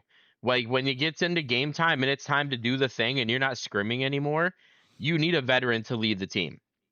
Okay, and like in Call of Duty, I had accuracy for 2 years, right? Like one of the more experienced players I've ever coached, one of the best players I've coached as far as like attitude and leadership goes. And then I went to Overwatch and my teams didn't have leaders because they're all super young, because everyone wants a young cracked 18-year-old. So they put 5 of them on one team, and then they forget to realize now you have 5 immature assholes on one team that don't want to listen to anything. So now your team goes to shit essentially.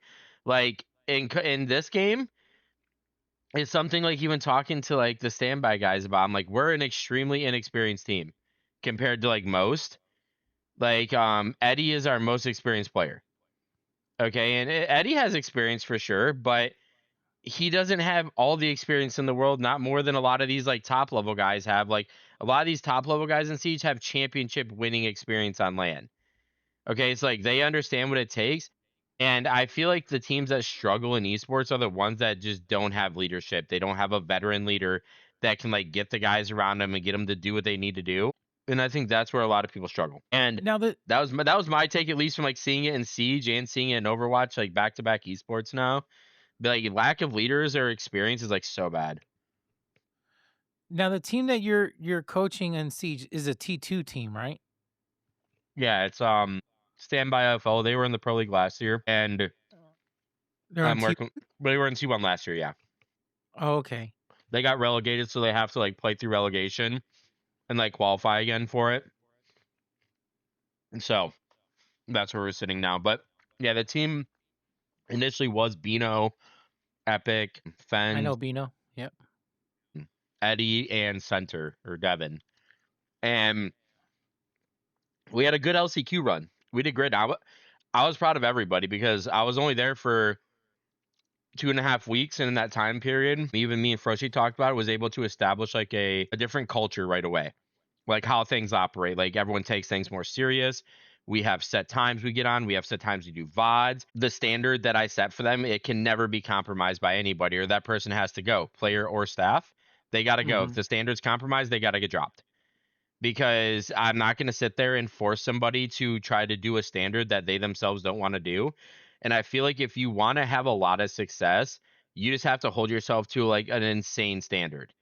Okay, you just have to, at least consistently. Like any team, realistically, if they're talented enough, for the most part, can get lucky and pull off a win and then never find success ever again in their life. I think in like Siege, the best teams you'll see are the ones that have like an insanely high standard in game. And like even though Falcons like breaks and stuff when they play, and like they consistently get like second, like you can tell in their gameplay leading up to those grand finals that like the standard they have for themselves is so high. Like they expect so much of themselves, and that's just what good competitors do, right? And I think in like Siege, for example, this game it's such like a heavy like mental load to take on that you have to be serious about what you do. There's hundreds of strats.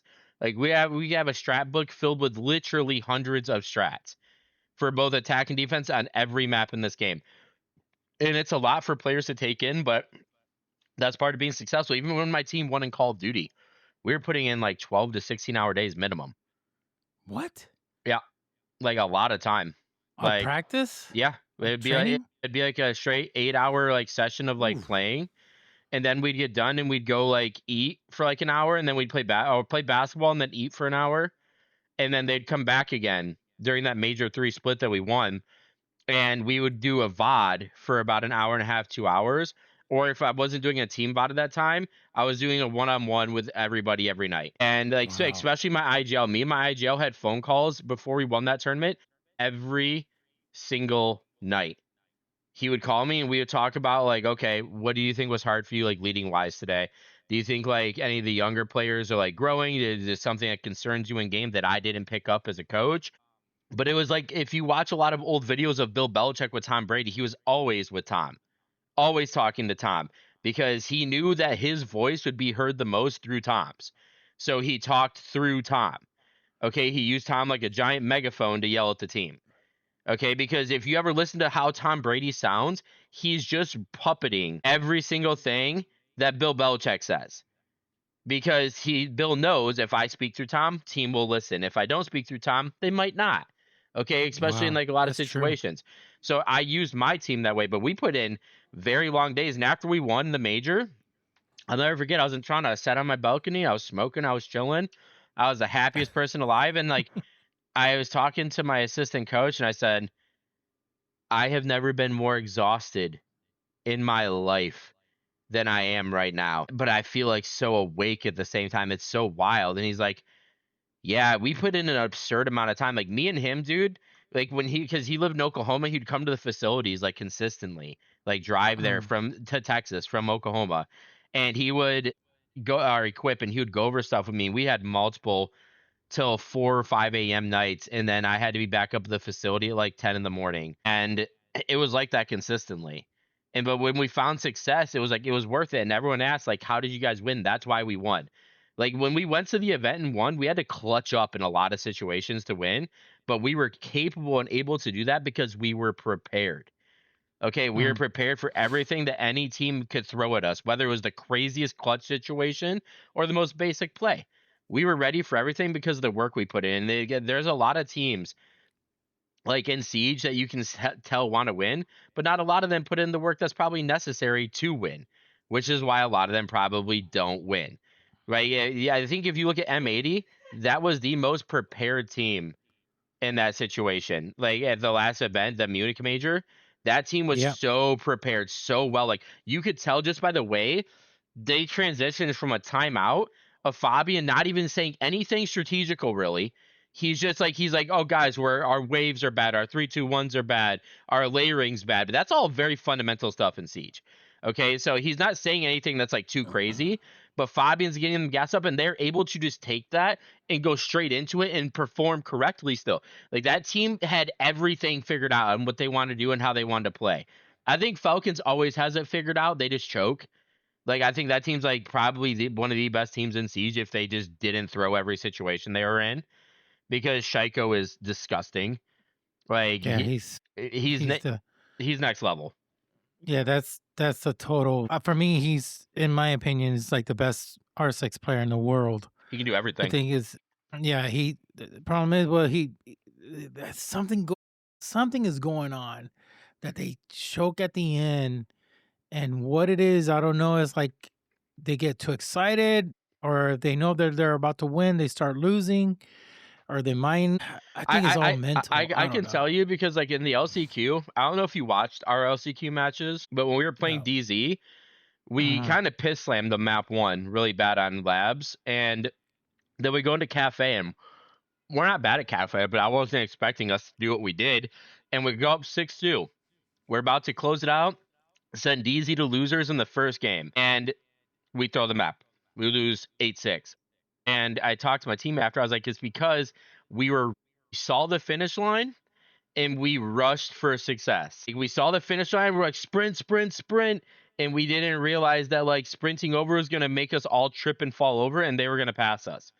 Okay. I'm like, if you watch, like, for example, this is the experience thing I was talking about. Look at DZ's team. They have 3 people that have won a major on that team. Well, Citizens won stuff in Europe, and Spirits has won a major, and NJR has won a major. Okay, so that being said, you have 3 experienced players on that team. We play them.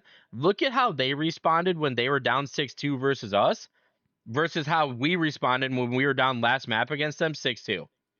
We got it to 6-5, but we couldn't get it over the edge because we lacked experience in those situations. Okay, we didn't have a lot of reps and like high pressure moments like that. Okay, and like because high pressure moments are something like you can't really replicate. It's something that like a player has to experience in the moment.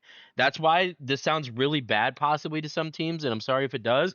But after we lost, the first thing I said to the guys is I'm proud of them, but I said I hope that loss hurt. Because if it hurts, you're not going to forget it.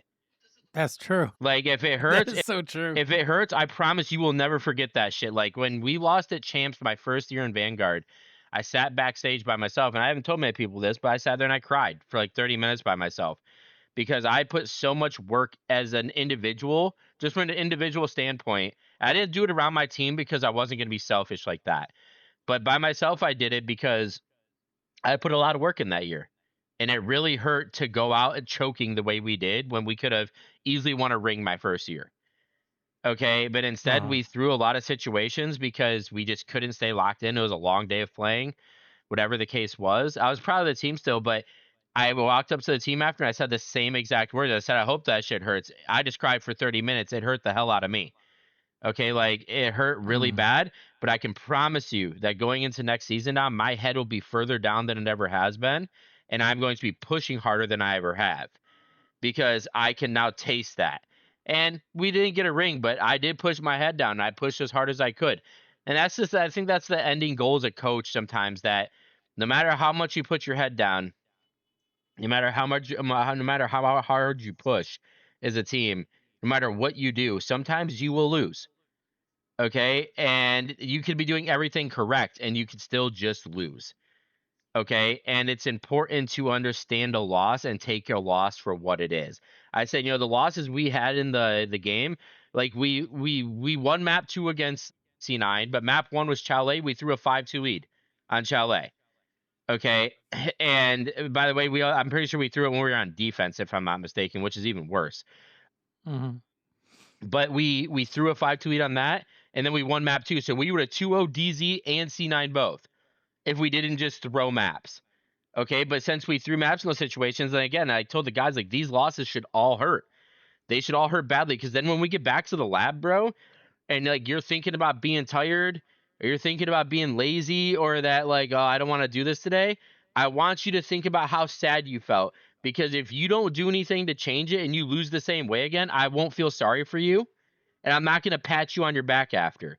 Because these are how you grow up as a player. Losses like that make you grow up very fast if you let it. Like if you let it help you grow up, it will. But a lot of people don't even try to grow up from those situations. That's why a lot of them stay stuck in the spots that they're in. Because they don't ever try to grow or change the way they think or approach things. Right. And that's why I'm like very blessed coming into Siege where they respect coaches a lot more, because coming into this team immediately, they listened right away. Like it was an instantaneous thing. And that's something I taught was like teaching Froshi a bit. He's like, they listen really well. I'm like, well, because I speak confidently, I speak loud. Okay, and I'm very assertive. If I need to get my point across to you, it will get across. I will shut you up and it will come across. Okay, and that's just how you have to be as a coach. That's part of being a coach, is being that type of person sometimes. And there's really no unavoidable way, but I came in and they bought into it right away. They bought into the culture of trying to win more, changing their attitudes, changing their sleep schedules and their work habits, right? Their work ethic. I think, like, if you ask me what makes a talented player to me, or what makes a player complete to me, talent is not one of the three things on the list. It's hard work, our work ethic, persistence, I think, is a very big thing to me, because to be great, you got to be persistent. Okay, because you're going to be denied a lot more than you're accepted. So you need to be very persistent at what you're doing. And the third thing is mindset, right? Like, what is your mindset throughout all of this? Is it feel sorry for me, or is it how can I make my situation better? Right? Like, how is the situation going to get better? Because a lot of people who don't want it badly will sit there and cry about why it's bad. A lot of great people will think about how to make something bad into something good. Okay, and I think, like, that is a mindset thing. That it's all mental, it's all attitude. Talent, at the end of the day, bro, if you're in the pro league, the vast majority of you can shoot back already. So I'm not really worried about, like, how much you're shooting back, unless it's like for example, Ambi. He's like kind of like a freak of nature. Like, I would low key is like, yeah, we'll take Ambi. I'm down for that. He's very talented, but the majority of players I would want to pick up on a team are not based off of how good they are all the time. It's based off of those three things, because those three things win you championships consistently. And we just watched one of the biggest pieces of proof of that in college football. You had a team with 3 and 4-star players, 0 5-star commits, and like a couple of transfer guys. And these guys literally took a season and went 16-0 and won a national championship under Indiana, who had won 2 bowl games in the last like 100 years. Okay, Wow. so it's all a culture and like a mindset thing. That's why I really get behind how call out coaches. I think he did a really good job at Space Station of getting his team to like buy into like the mentality and to like the culture of the team. And I think like that helps shift that team drastically. Do you think that players respect more a coach that has won a major? Like, for an example, you have won a major on Call of Duty. You think the players will like, okay, I respect him more versus another coach that hasn't won a major? 1,000,000%. Yeah. I think they definitely do. And it goes back to what Seth said to me and what I said earlier is there's having experience, right? And then there's having good experience, right? And I think that you can have a good experience though without winning a major, without a doubt. But the way people are going to view it is this coach has won a major. He clearly knows what he's doing. Like, he clearly knows how to like direct the team and guide them. Mhm. He did it as a head coach at the next level, and then they're gonna look at a head coach who hasn't won as a coach, and they're gonna view that guy and be like, "Dang, like, yeah, we listen to you and we respect you still," but they're gonna give that person more guff or more attitude because they see them as like their peer and not their coach. Kind of weird, but that's kind of how I view coaching. I feel like a lot of players like view it that way. Yeah. I would I wonder if I would be respected if I would if I was the guy I won a major in Tetris and I going into Siege. Hey guys, I won a major one. Really? Yeah, I won a major in Tetris. So I mean, because like they didn't even like viewed it that way for me. But yeah, for Call of Duty, that's big stuff, man. You're talking about those big leagues and you won a major there. So obviously, Rainbow players are going to have, respect for you because, I mean, that's not easy. I think there's more teams in Call of Duty than there is in Rainbow. Or is it about the same? So the Pro League is like one whole joint Pro League. It's not like region based.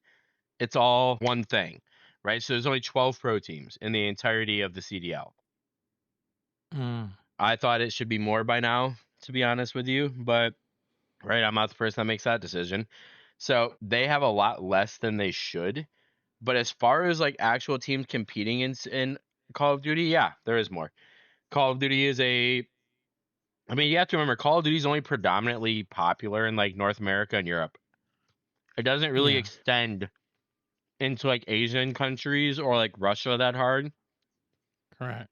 So it's a little bit different, but To me, winning is winning, right? I think it doesn't matter what game I came from. It does, but it doesn't at the same time because, like I just said, winning is winning.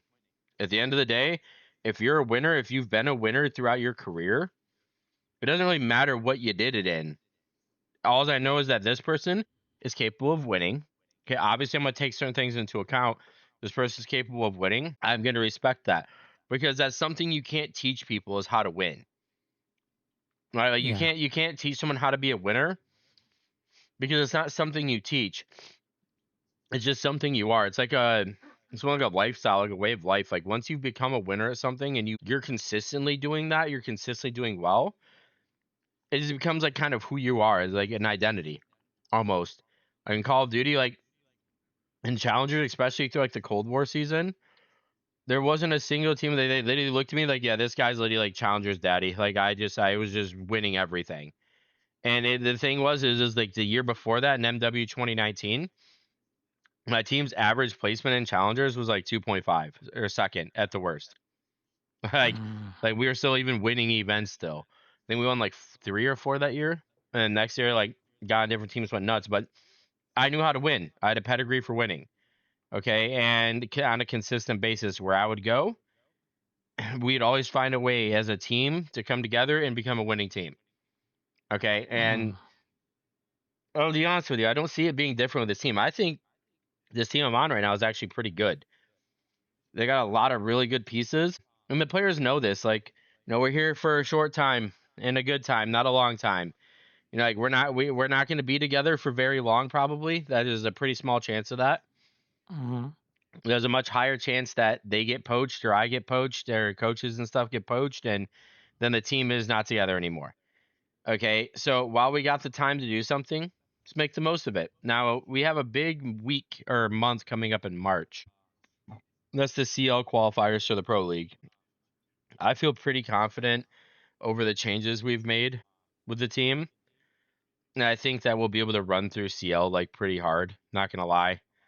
Like if everyone stays holding these standards that I have for the team and they allow Tony to like really push his knowledge even more, I don't see a team that's going to touch us. They're not going to have the same environment or culture that our team has. Yeah, that's what people don't get. Like you can win games based off of what your team culture is alone.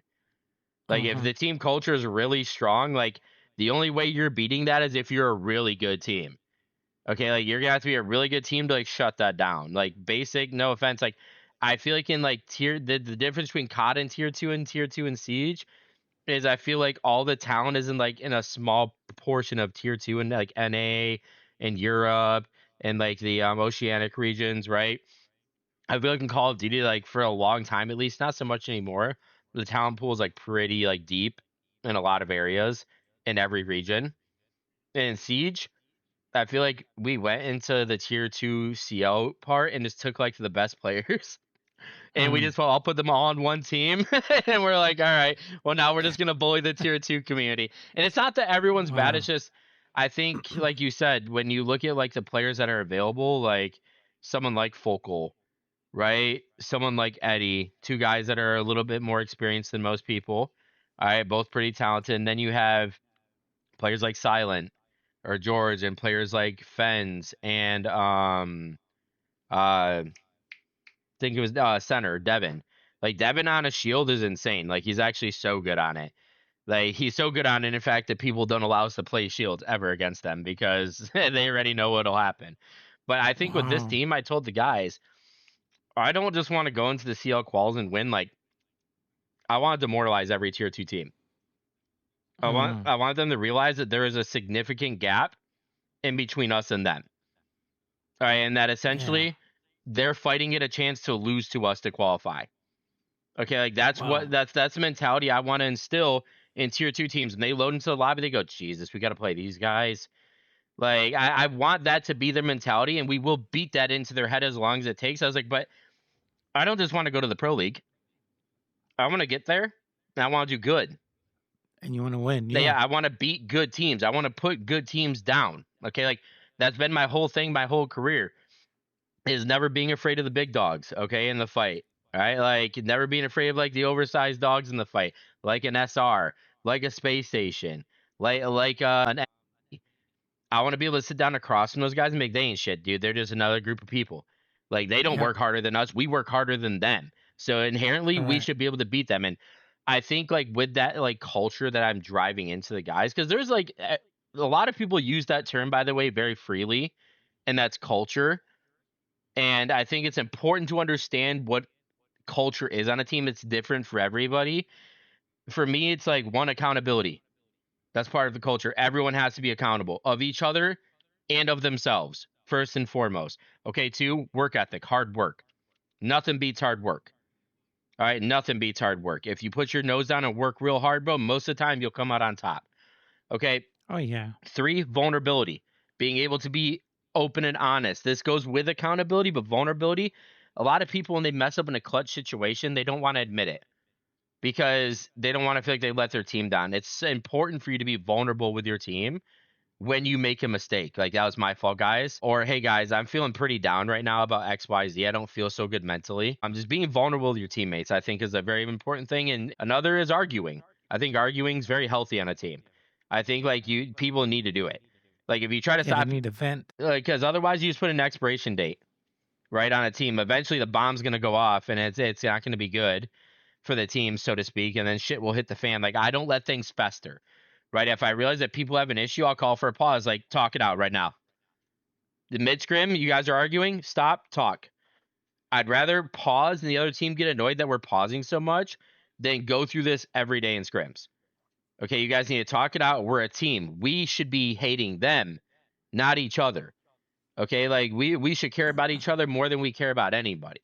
Right? And like these, like, I could keep going, but that's like how a culture is in mindset, my head as a team. Like, the biggest thing to me is this: you can never compromise whatever your standards are. Your standards could be, I'm okay with getting 8th. Okay, your standards could be, I'm okay with getting 6th. My standards, I want to win. So that means that my standards have to be held to a perfection level in order for them to be obtainable. Okay. And that means that not a single person can compromise. I said it to Froshi and to me. That means player or coach cannot compromise those standards. We as coaches set those standards. If you compromise those standards as a coach, you will be held just as accountable as the players are. Okay, because no one here is more important than the end goal. Okay, Yeah. like, the end goal is to win. It's to be great. And if that is the direction that we want to sail into as a team in Siege, and we want to make land, we have these big dreams and aspirations, this is where it starts. Like, this is how you start it. This is what you do. You don't do it by talking about it and dreaming about it. You do it by actually doing it. Okay, you show up every day, you put in the work, you put in the time that you got to put in to be a great competitor, and that's it. But for a lot of people, it's much easier to say, like, yeah, man, at one time I wanted to be a pro. At one time I want to be. It's like, you can't call yourself a professional and then not act the part. You know, I'm going through that with a buddy of mine that he is like, for me, he's like a Tom Brady. Nobody wants him. Well, not that nobody wants him, but he's like a diamond in the rough. I mean, he's not well to known, but he is a phenomenal player. I have reached out to a couple orgs and I told them about him. So listen, this guy is amazing. He is a beast. If you ever get a chance, go on his channel, watch him play. Test him out if you want. Give him a shot, you know. And then when I talk to him, I say, listen, do you want to go to Pro League? I said, this is your goal? He says, oh, man, my age. And I said, well, how old are you? I'm 26, I think he said. And I'm like, This is an "Hey, old but man game, bro. Yeah, I said, you still got it in you, man. Don't worry about your age, man. I said, I know a lot of players are in their late 20s and he just puts himself down. And I said, dude, if you could see how good you are, if I was an owner of an org, I would have recruited you yesterday. Last month, I would have already recruited you and work around you. But his mindset, it just goes by his age, and he puts himself down. And I'm telling him, don't do that. Don't do that, because you have the potential, you have the ability. Once you go to pro, if you ever get to go to Pro League, dude, you're gonna be a beast. Well, it's all like, as a competitor. Second, it's in mine, and I don't know why, but he's like really freaking good. I'm gonna be really honest. If he was like, okay, Seth would have told me, hey, Jeff, who do you like to see on my team? I said, well, replace Ambi for this guy. That's how good he is. In a heartbeat. In a heartbeat. As a matter of fact, I will feel even comfortable him replacing Canadian. That's how good. But, it's one of those things that it reminds me a lot of the Stompin'. Stompin' came out middle of nowhere, and then all of a sudden he is doing freaking good, and he's doing amazing. Like Bolo got known. Why? Because Bolo was a streamer. He was just a YouTube streamer, and then all of a sudden, boom, popular, and he became, a champion, and he won a major as well.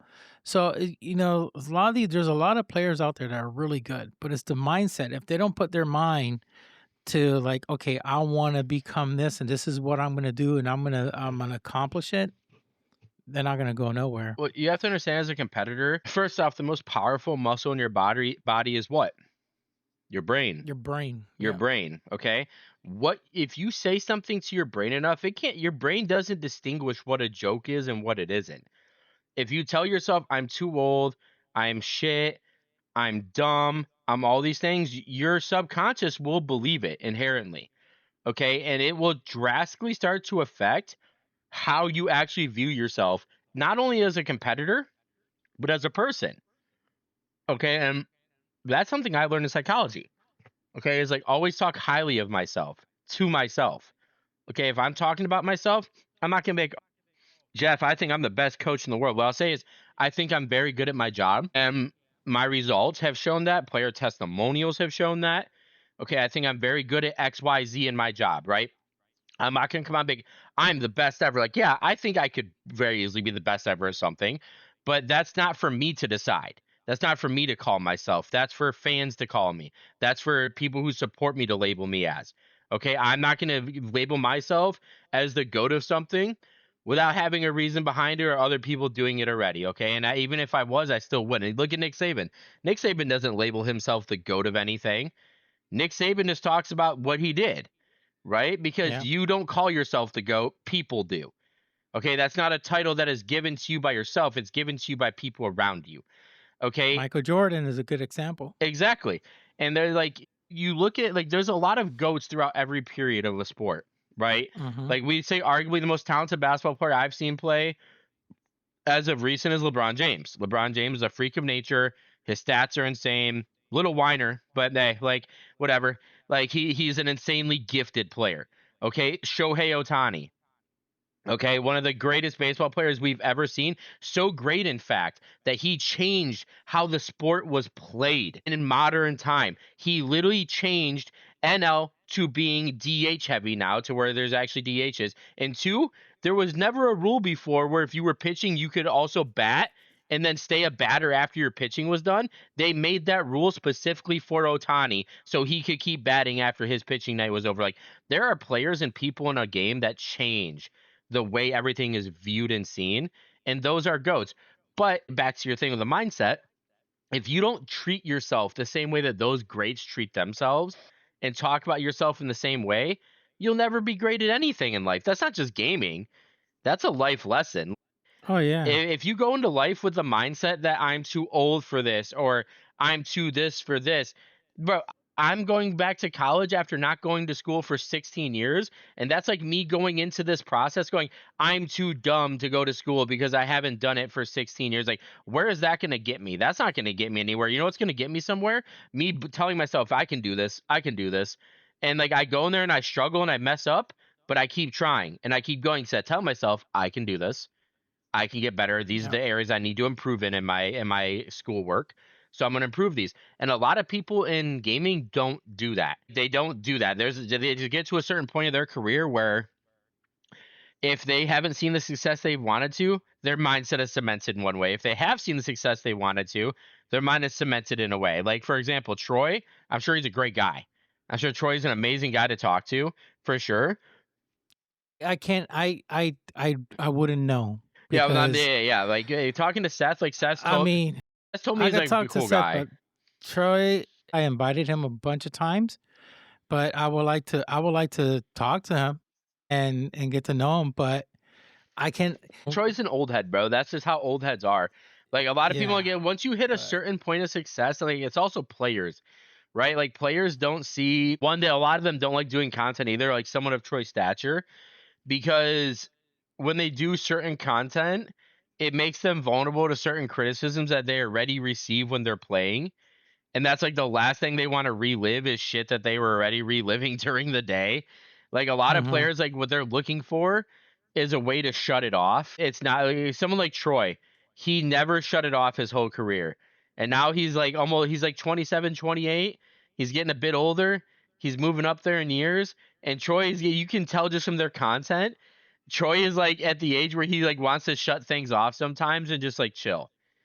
Okay, like that's just how it's gonna get for a lot of people. But even he, as a winner throughout his entire career, he's had a winning mindset. Like whatever form that comes in, whether that's you being a prick or whether that's you being the nice, understanding leader, Troy has succeeded far more than most people ever will in their Siege career, let alone their gaming career. And when you have someone like that, you ask why are they that way? It's their attitude, their mindset.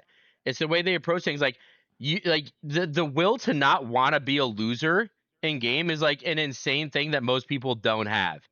Okay, like they the will to not want to lose ever, to only want to win, is something that again is like you're kind of just, in my opinion, born with as like a competitor, like or something that you develop over years of bad experiences. Because once you've experienced enough bad stuff in anything that you do, one of two things will happen. You're either starting your villain arc in life, okay, or you're gonna take that bad stuff and you're gonna turn it into a weapon and make it something good for you. Okay, and like that's what I did with my career. I had a very up and down career, the majority of it. I got drugged through the mud by people through COD in my early parts of my career, and instead of just laying down and taking it, I was like, no, I'm not gonna do that, because then when I do make it, they have to acknowledge me. They have to look at me and they have to say I did something. And what did I have to do to change that? For that to be a reality, I had to change the way I thought. So instead of thinking I'm gonna make it to shut people up, I changed and reversed it to I'm gonna make it because it's what I want. I want to make it for me. I don't care about anybody else around me. I want to make it for me. It's been my goal my whole life, is to be in one of those positions and to win a major championship. And then when I did it, that's why I said it was so surreal, because it happened as simple as just changing my mindset, and then it mhm. domino affected everything in my career in a positive way. A lot of people never get to that point because a lot of people give up too fast. Yeah, that's true. I see that a lot. I mean, I put in my mindset I'm going to be better than Joe Rogan. Mm. I gotta go touch grass. I'll be right back. I mean, that's just Like, yeah, by the right. I time. mean, I could come like in the bottom 50, but gee, I mean, well, to be there was one thing. to be better than Yeah, them for you, Jeff, it's not going to take a miracle. It's yeah. consistency. It's being It's consistent. consistency. Yeah, Because like that is consistency and networking for you, right? Like yeah, if you network, the thing is you're not always going to get the people that you want for networking, but yeah, you'll get people that you want that work for it, that are good, right? And then that's what's going to yeah, help start to blow you into a better direction.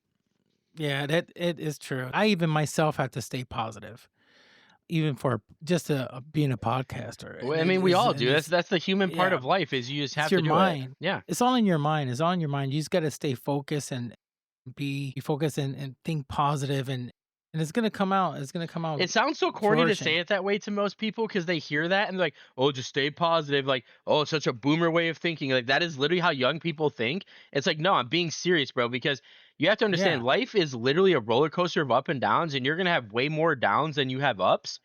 Okay, so you have to learn how to thrive while you struggle, right? Kobe Bryant, Mhm. one of the greatest, my favorite basketball player, rest in peace. Okay, I loved Kobe as a competitor. Kobe Oh gosh. Kobe had it down as a competitor, bro. Like he understood it to a T. But the thing about Kobe is he was never satisfied with how good he was. It was always, I need to be better. I need to be better. And that can be very good and bad. But as a competitor, that's very good. Okay. And Kobe didn't just rest on his laurels after winning championship after championship when he was young. What happened when he was losing? Kobe dropped 81 and was pissed. He's like, why do I gotta drop 81, bro? Put some people around me to help me, dude. Like, what Jeez. the hell? But my point is like, you're gonna have those down periods, okay? That are really hard. Kobe went through some really down periods. I'm sure far more than any of us ever know because we don't know him. All right, we don't know Mm-hmm. Kobe Bryant's life. Okay, we don't know the ins and out of his life, but every single person, even rich and famous, believe it or not, they go to sleep and they worry about something. Okay, they Yep. worry about whether or not they're good enough for somebody or they're good enough for a situation. What makes successful people great are the ones that worry about it, and then when it comes time to jump into action and do the thing, they don't hesitate. They jump in and they do the thing, regardless if they're scared or not. It's almost like their legs or their body start moving for them. Okay, without them even like consciously thinking about it. Like me, that's been coaching my whole career. It's something that I just subconsciously do. I know what I need to say to my players before a situation even happens. I can literally watch how a game's panning out, and we lose 2 rounds in a row. I'm like, we lose 2 more rounds in a row. This is how they're going to react, and this is how I'm going to need to react for them. Okay, and like this is what I'm going to need to do to like remedy that situation and make it better. Okay, I'm able to look at every situation possible in front of me and devise this is how I need to be in every one of these situations. And for a lot of coaches, that's overwhelming, but it's a mindset thing. Like you just said it. It's all a mindset. Like you yourself can go very far with podcasting. I myself can go far as a coach. Any player can go far as a player for the most part. It's how much time do you have to divulge into a lot of this stuff? Because at the end of the day, the only valuable item that any of us have in life is time, because it's the only thing that we have a finite amount of. Money is infinite. Okay. Food is infinite as of right now, at least. Well, it's not infinite. It is finite. We eventually will run out. But like, Mm-hmm. regardless, like, there's a lot of things that we have a lot of, but we don't have a lot of time as people. Okay. So your time is your money. That is your bank account. And how you spend that is what makes you a valuable person or not valuable person. Yep. Okay. For me, I spend my time on self growth and maintaining my marriage with my wife. Okay. Same here. And it's like, and there's not a lot of time in between, but my wife and me, she has a very good career. She works with SR, and I obviously work in esports, and we're both very understanding. Like, she's going to SI in a few weeks. I'm not going to pay for that plane ticket. That's ridiculous. That's a waste of money. Like, especially since my team's not participating, like, why would I go to that when I can just watch it from my own home? But like, she's going to that because they need her to work it. Okay. And it's like, it's one of those things like, am I going to get upset about that? No, because that both have to make sacrifices for each other to succeed. Like, life is all about like, She works for Siege. she works for SR in like their creative department. Essentially, she does like a lot of artwork for them. When you say SR, that's Shopify. She works for Shopify. she works for. Oh, okay, Yeah, okay, yeah. okay. That's how she knows. Okay, Yeah. Seth. Okay, Well, now she was in Siege. Like, she was like very tied to Siege. But like, when I met her, it was like her favorite esport, and she tried to get me into it like multiple times. But I like you said, I died from like 50 holes in a wall, and I was like, what the hell is this? And I was like, I'm not touching this game, bro. And then like Yeah. as time went on, I was like, yo, I like this game. This is kind of nice. Yeah. It's kind of addicting, low key. Now I just want to keep playing it. But Yeah. yeah, she worked in it, but it's all about like sacrifice and like understanding. It's all a mindset thing. Like, when I met her and we got married, I said, like, I'm not marrying somebody for how they look to me. I'm marrying somebody for how they act, what they think. Okay. And she's very driven. Okay. She wants me to be driven. And that's like, this is a lesson for people out there that are competing. Only put people in your life that support you and your dreams. Do not put Correct. people in your life that are dream killers, because and that's another thing about your dreams. You got to keep them to yourself, because people will kill dreams, because misery loves Yeah. company. Okay. There's many, yeah. there are many miserable people out there and a lot less non-miserable people. Okay. And miserable people will just drag you to the bottom with them if you let them. So you keep your dreams to yourself, and you only talk about them with the people that are closest to you. And you make sure that your circle is always sound. And by sound, I don't mean they're always supporting you. My wife calls me out. Like, if I'm not like right about something, or I'm not in the right, or I'm not doing something right, she can call me out, and she knows I'm going to take it. Because at the end of the day, as a person, as a coach, a husband, a friend, whatever. I just want to be the best version of that I can be. Okay, at whatever I do. And that's like a lesson that a lot of young competitors can take away from this talk specifically is surround yourself with the right people, because most of the time people don't make it. It's because the supporting cast they surrounded themselves with was very weak to begin with. That is true. Everyone needs a hand, That is bro. true. Everyone needs a Oh, helping hand yeah, or like a shoulder to they do. cry on or an ear to vent to. Like everybody needs those in your group. That's why I said like Yeah. you only really need 3 friends in life, really, at the end of the day. Like you need like if you need someone that you can tell to stuff to and they'll take it to their grave. You need someone that's gonna gas you up at all times, and then you need Mhm. someone that's gonna keep it real with you. Okay, and like keep it Correct. 100. And if you have a person that can do all 3 of those things, you found a Gosh. rare human being, bro. Right? And like my Yeah. wife, she's like someone that can always do that with me. And then it's vice versa for her. If she is ever in the wrong or she's not correct, I can criticize her, and it goes both ways for players on a team, right? Like if you're on a team with somebody and you're trying really hard and then you realize that someone on your team is being lazy that day or not trying, you should call them out. You should be on them. Like that's the type of culture every team should have. It should never be as simple as, oh, I'm going to depend on myself and I'm going to make it on my own, because there's not a single person in the world that has done something successful by themselves. They had somebody behind them, pushing them, helping them, whatever the case may be. Everyone needs it, especially young players. Like right now, like a lot of young players, they really need like helping hands, because a lot of them are some of the most angry people I think I've ever met in my life. Yeah. And they need like that's why like with this team specifically, I try to give the foot up the ass message as much as I can, because young players need to hear it.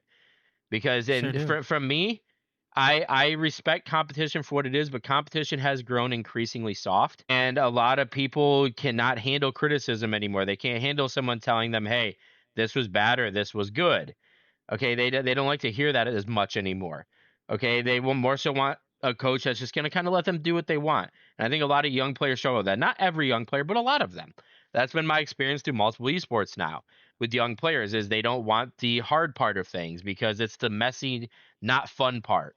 Okay, like and like not a and who wants to do the messy part in a situation? Nobody. Like no one wants to do the Mhm. messy part, but someone's got to do it. And that's like even talking to Tony Miles coaches, like, yeah, I'll be the guy that drops people.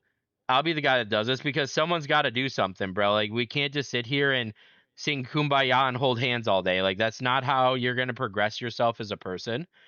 Okay? We have to accept what this is, and like you also have to accept that in esports you don't have a lot of time as a player. As a coach, I could coach till I'm 60 if I really wanted to. Okay, like I could keep coaching the game until I'm 70, like Greg Popovich. Okay, like I could go as far as I want to go with this, but as a player, you get anywhere from like 5 to 10 years max. If you go past that, like Kerrigan, like you're just a psycho, bro. You're crazy. Like, you're next level. Like that is insane. Like Kerrigan is my age, like 34, and he's still playing. Like that is just like next level. Like I don't think I've seen anything like that before. Well, he must be putting in some good numbers, but yeah, I mean, because to in order to keep on playing, you must be still good. But like you said, it's all in the mind. You got to be positive, and just stay focused and do what you got to do. The sky's the limit. But if you put your goal to it, you could do it. Like Tom Brady, he quarterbacked it to what, his late 30s, and look at Brett Now Favre as he card well. back into his 40s. Tom, he's like In his 43. 40s, Yeah, right? he's like 43, Yeah. 44. 43. So, is all in the mind. You if you want it, you could do it, and just put yourself in that direction, and you're gonna head there. You just have to But understand. listen, You just have to understand, if you're old as a competitor, that you just got to work harder than the younger guys, because they're gonna have an advantage over you that you don't have. Okay, and they're gonna be cracked as hell. Okay, so you have to be able to find a way to negate that, which means you just got to work harder. That's all. true. But listen, that was a good keynote that you gave to these young players out there listening and stuff like that. But listen, the time is of essence. I gotta get rolling. Same. But before we go, I want you to give everybody your socials, where they could find you, etc. Stage is yours. Okay. Well, you guys can find me mainly on like Twitter or On Instagram, Twitter is Fenix SRS. Again, Fenix SRS, just like my name with SRS at the end. And then my Instagram is Fenix_SRS. And that's where you guys can find me. Thank you again, Jeff, for having me on and talking. Hey, And thanks to pleasure. everybody that listens. I greatly appreciate it. Jeff's an awesome guy. Make sure you show him some love. Hey, thank you, man. Thank you. Next time we'll coordinate because I know this won't be the first or the last. I'll bring you back on, and I know we can go for some good hours, man. Yeah. Oh, yeah. That's all it is good hour conversation. Oh, yeah. Thank you so much. Okay, folks. Till next time, God bless. Peace. Thank you for listening to this episode on the Rascals Lounge Podcast, and please don't forget to follow us on X and on your favorite podcast platform.